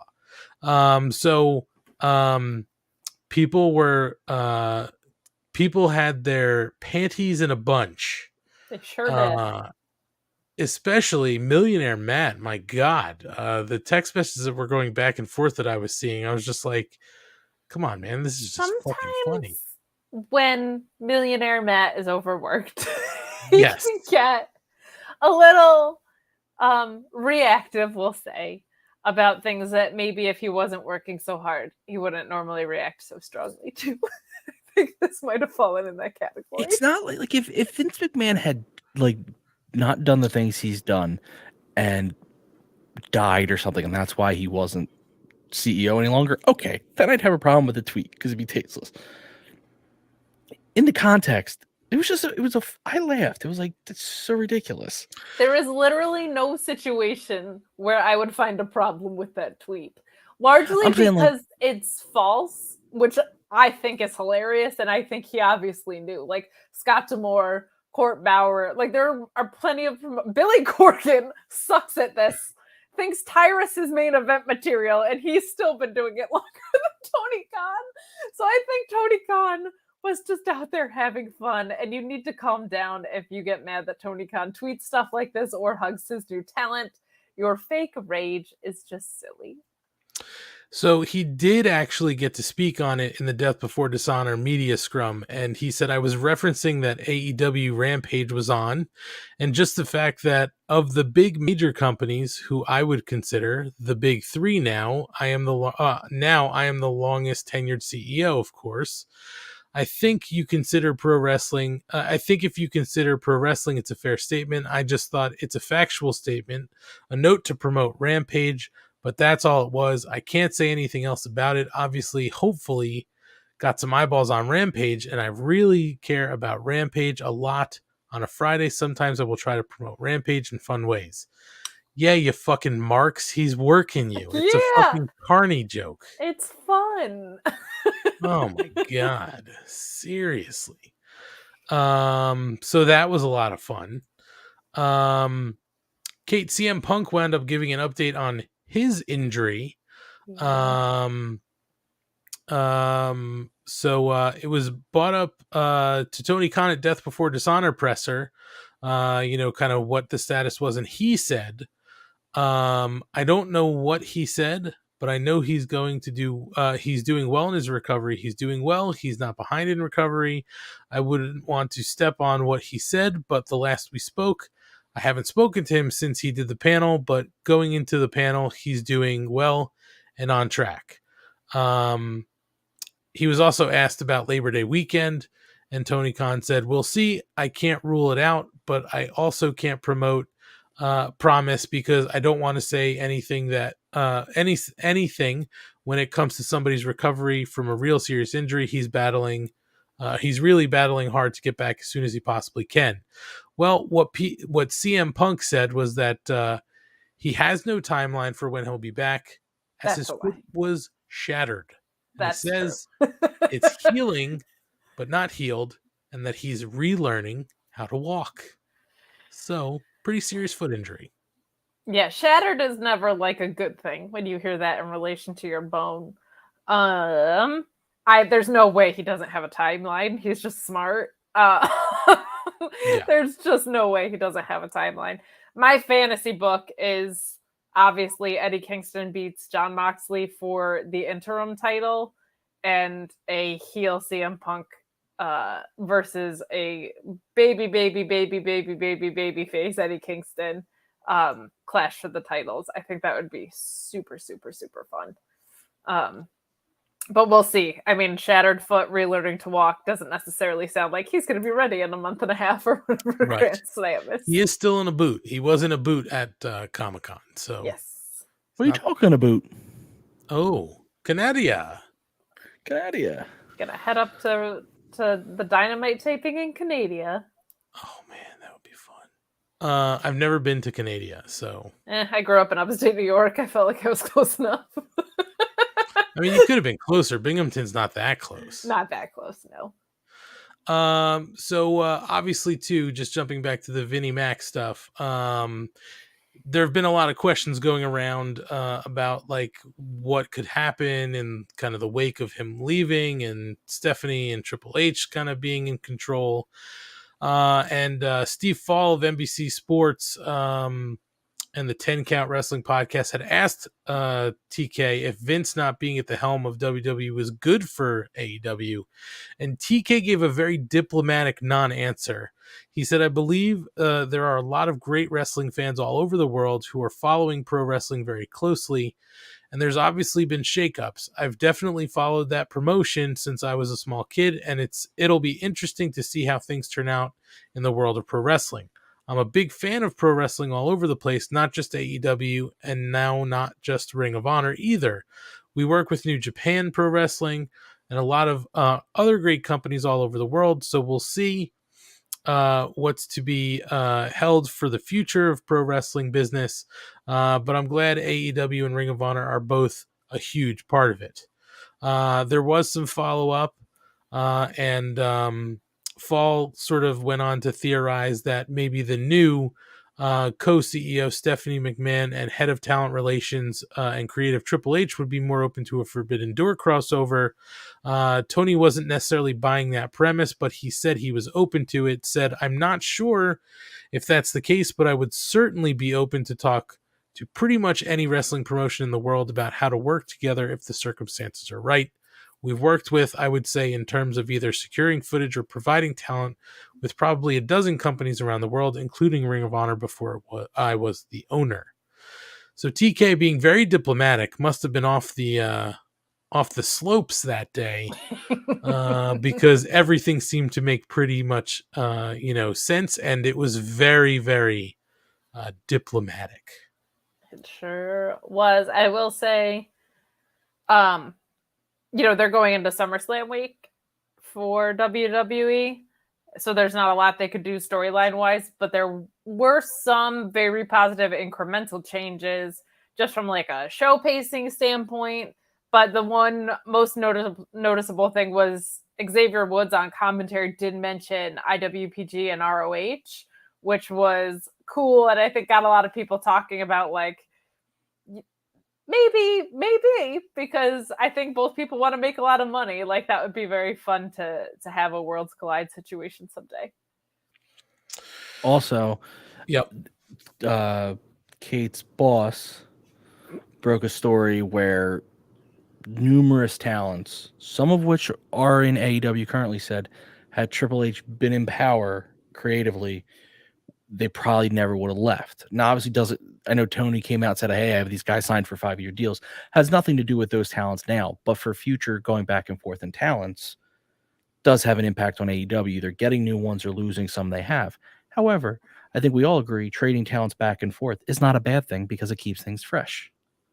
No, but I did also appreciate that Tony Khan put the kibosh on the Adam Cole talk immediately and said that he was signed for 6 years and that Malachi Black, I think, was signed for 5 years. So everyone who was like, Triple H's boys are coming back, let's calm down. The only person it probably affects right now are free agents.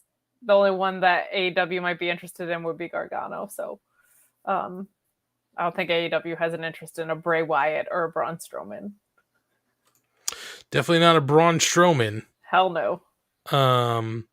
But yeah, I mean, it's, I don't know. For me, it would be the same things that I would have to see long-term changes. It wouldn't just be the promise of, hey, somebody new's in charge, like, give it a shot. It would be like, I got to see how they're going to handle shit because, listen, the E is a large ship that turns slowly. So it is not going to slow down. It is not going to change course quickly. It will take time. Like, they're not just going to magically be like, we're going to do less live dates.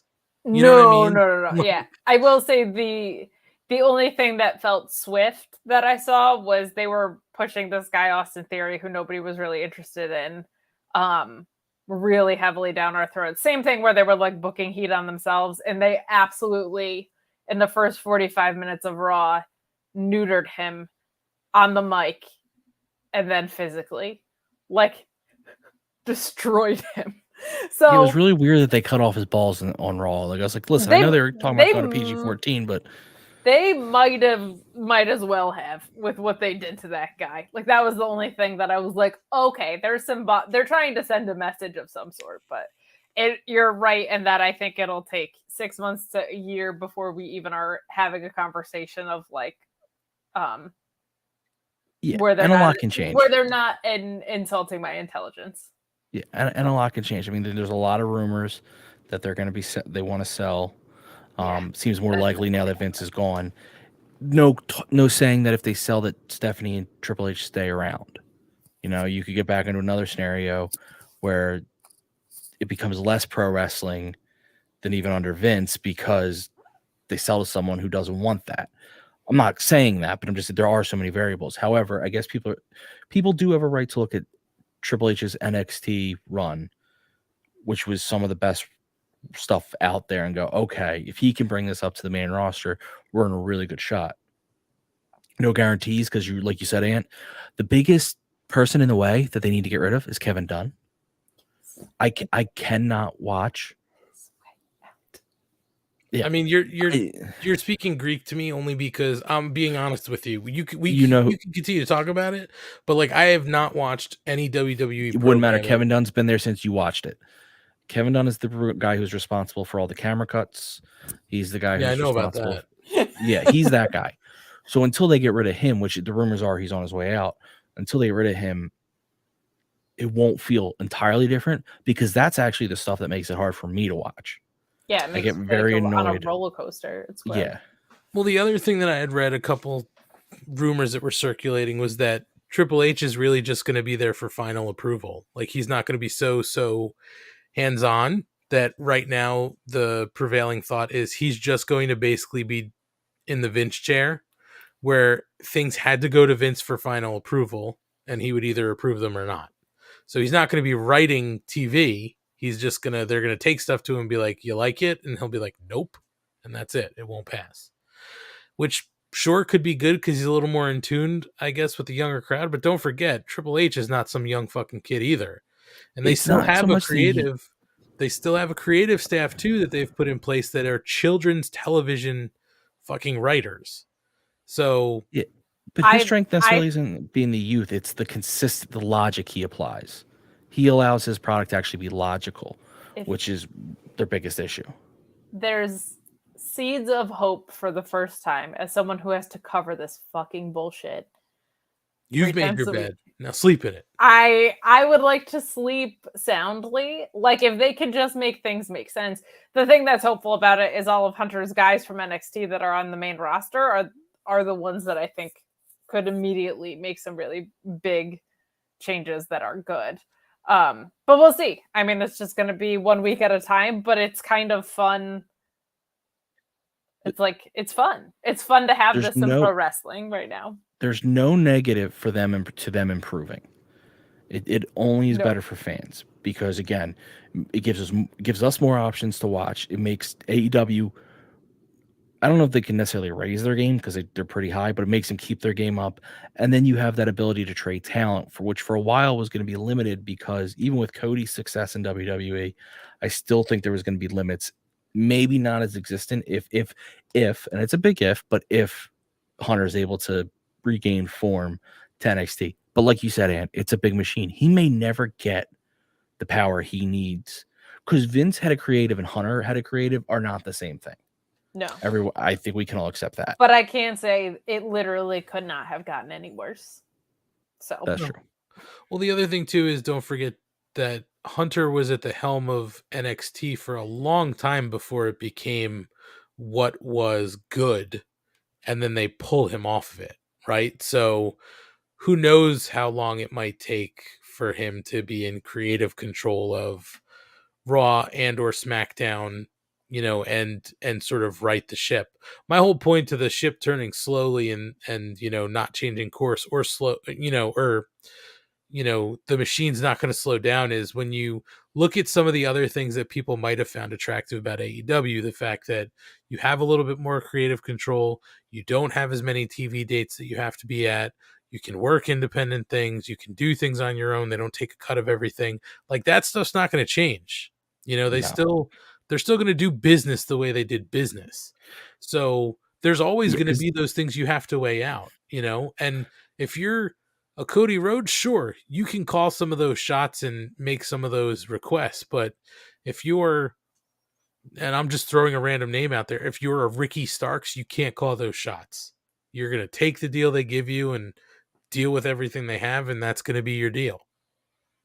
I do agree with that, because the board is still Vince's board, and they are going to put, even though they don't do the day-to-day, they will tell Steph and the other con what they have to do. So I do agree that's not going to change. Now, it will come down to what happens with Vince, because he is actually in he will find himself in some legal trouble, I'm guessing, which is why I think he resigned, because their report said they had already received. No. He retired. Retired. Sorry, retired, because their 8K said they had already received like subpoenas and stuff, and more. They expect more to come. What he did could get him in a lot of trouble. So he may lose all power eventually, even voting power. I can't say that's a guarantee. I'm not a lawyer, but even if I was, unless you're actually in, the rooms where these discussions are happening. Sure. Well, he could lose his voting power. Oh, fuck you. Well, I'll say this, and we can wrap. But I mean, until he's dead, I don't believe he's completely hands off. That's the truth. Well, if Hunter's in charge of two branches of the company, you can believe he'll have as limited influences there. His daughter's a co-CEO though, and his board is pretty much still intact. I understand that. I just think there's a lot of animosity there. It really comes down to what kind of legal trouble he's going to be in. Yeah. Because if it manages to keep his voting power and doesn't lose his shares, as much as there's animosity, he can remove Hunter if he really wants to, because he can go to the board and say, you're getting rid of him, and then they will get rid of Hunter. If he loses that because of his legal troubles, which is for the first time ever, I think, actually up for grabs, then or even if he doesn't necessarily lose it, but he can't really exert the influence, even though he technically has it because of the legal issues, which can also happen, then he could find himself in that situation. I think that's where we're at right now. Yeah, until I think we're gonna be there until they see the way this falls. Yeah, like this is also what we know so far. Think about what we don't know. Yep. All right, we're definitely done. So why don't we tell people what we do when we're not here? Kate, why don't you go first? Oh my God. So tomorrow I'm on day after Dynamite on Fightful YouTube at 3:00 with Will, which will be super fun. Friday, AEW Rampage and SmackDown post show. Saturday, SummerSlam post show. Sunday, Ric Flair's last match card post show. Monday, the SummerSlam Raw post show. Tuesday, NXT Sour Graps. Wednesday back here, and then Thursday I rest, so I have a straight week podcast from Thursday to Thursday. You can also find me at Miss Kate Fabe on Twitter. That's where you can find the little graphic with all my stupid dates that I'm doing, and at Katestagrams on the Instagram as well. Ryan, what are you doing when you're not here? Well, Monday, Tuesday, happy days.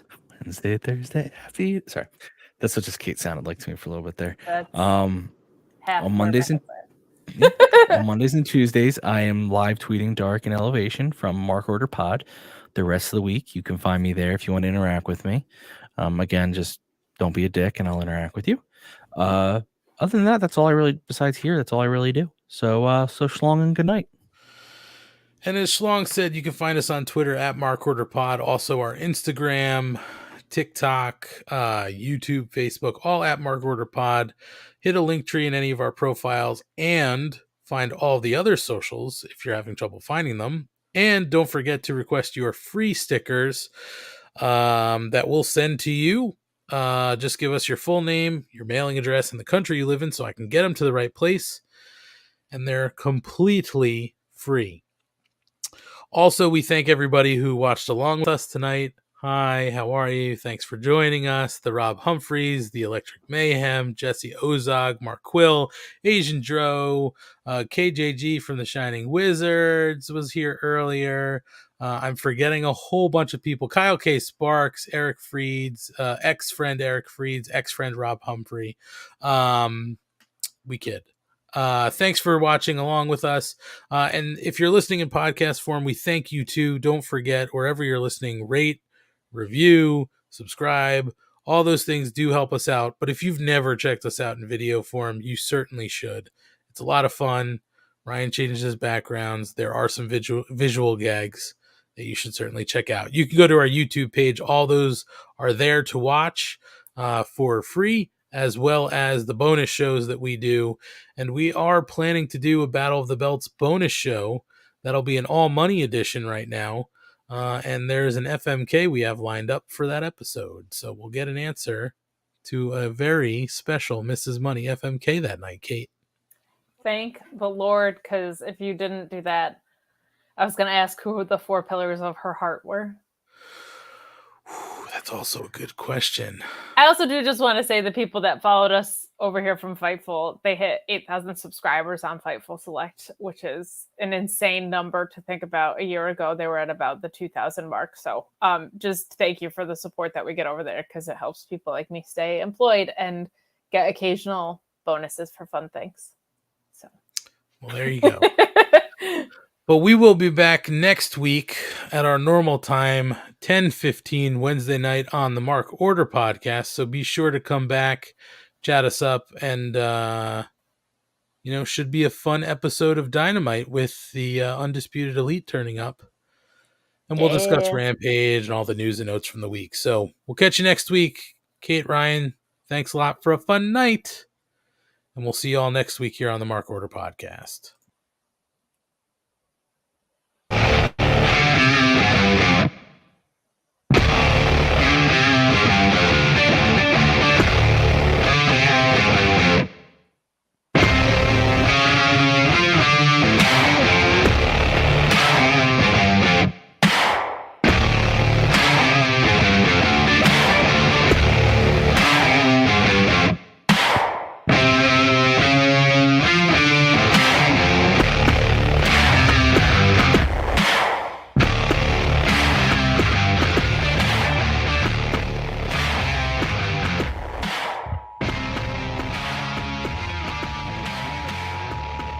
This concludes the Mark Order podcast.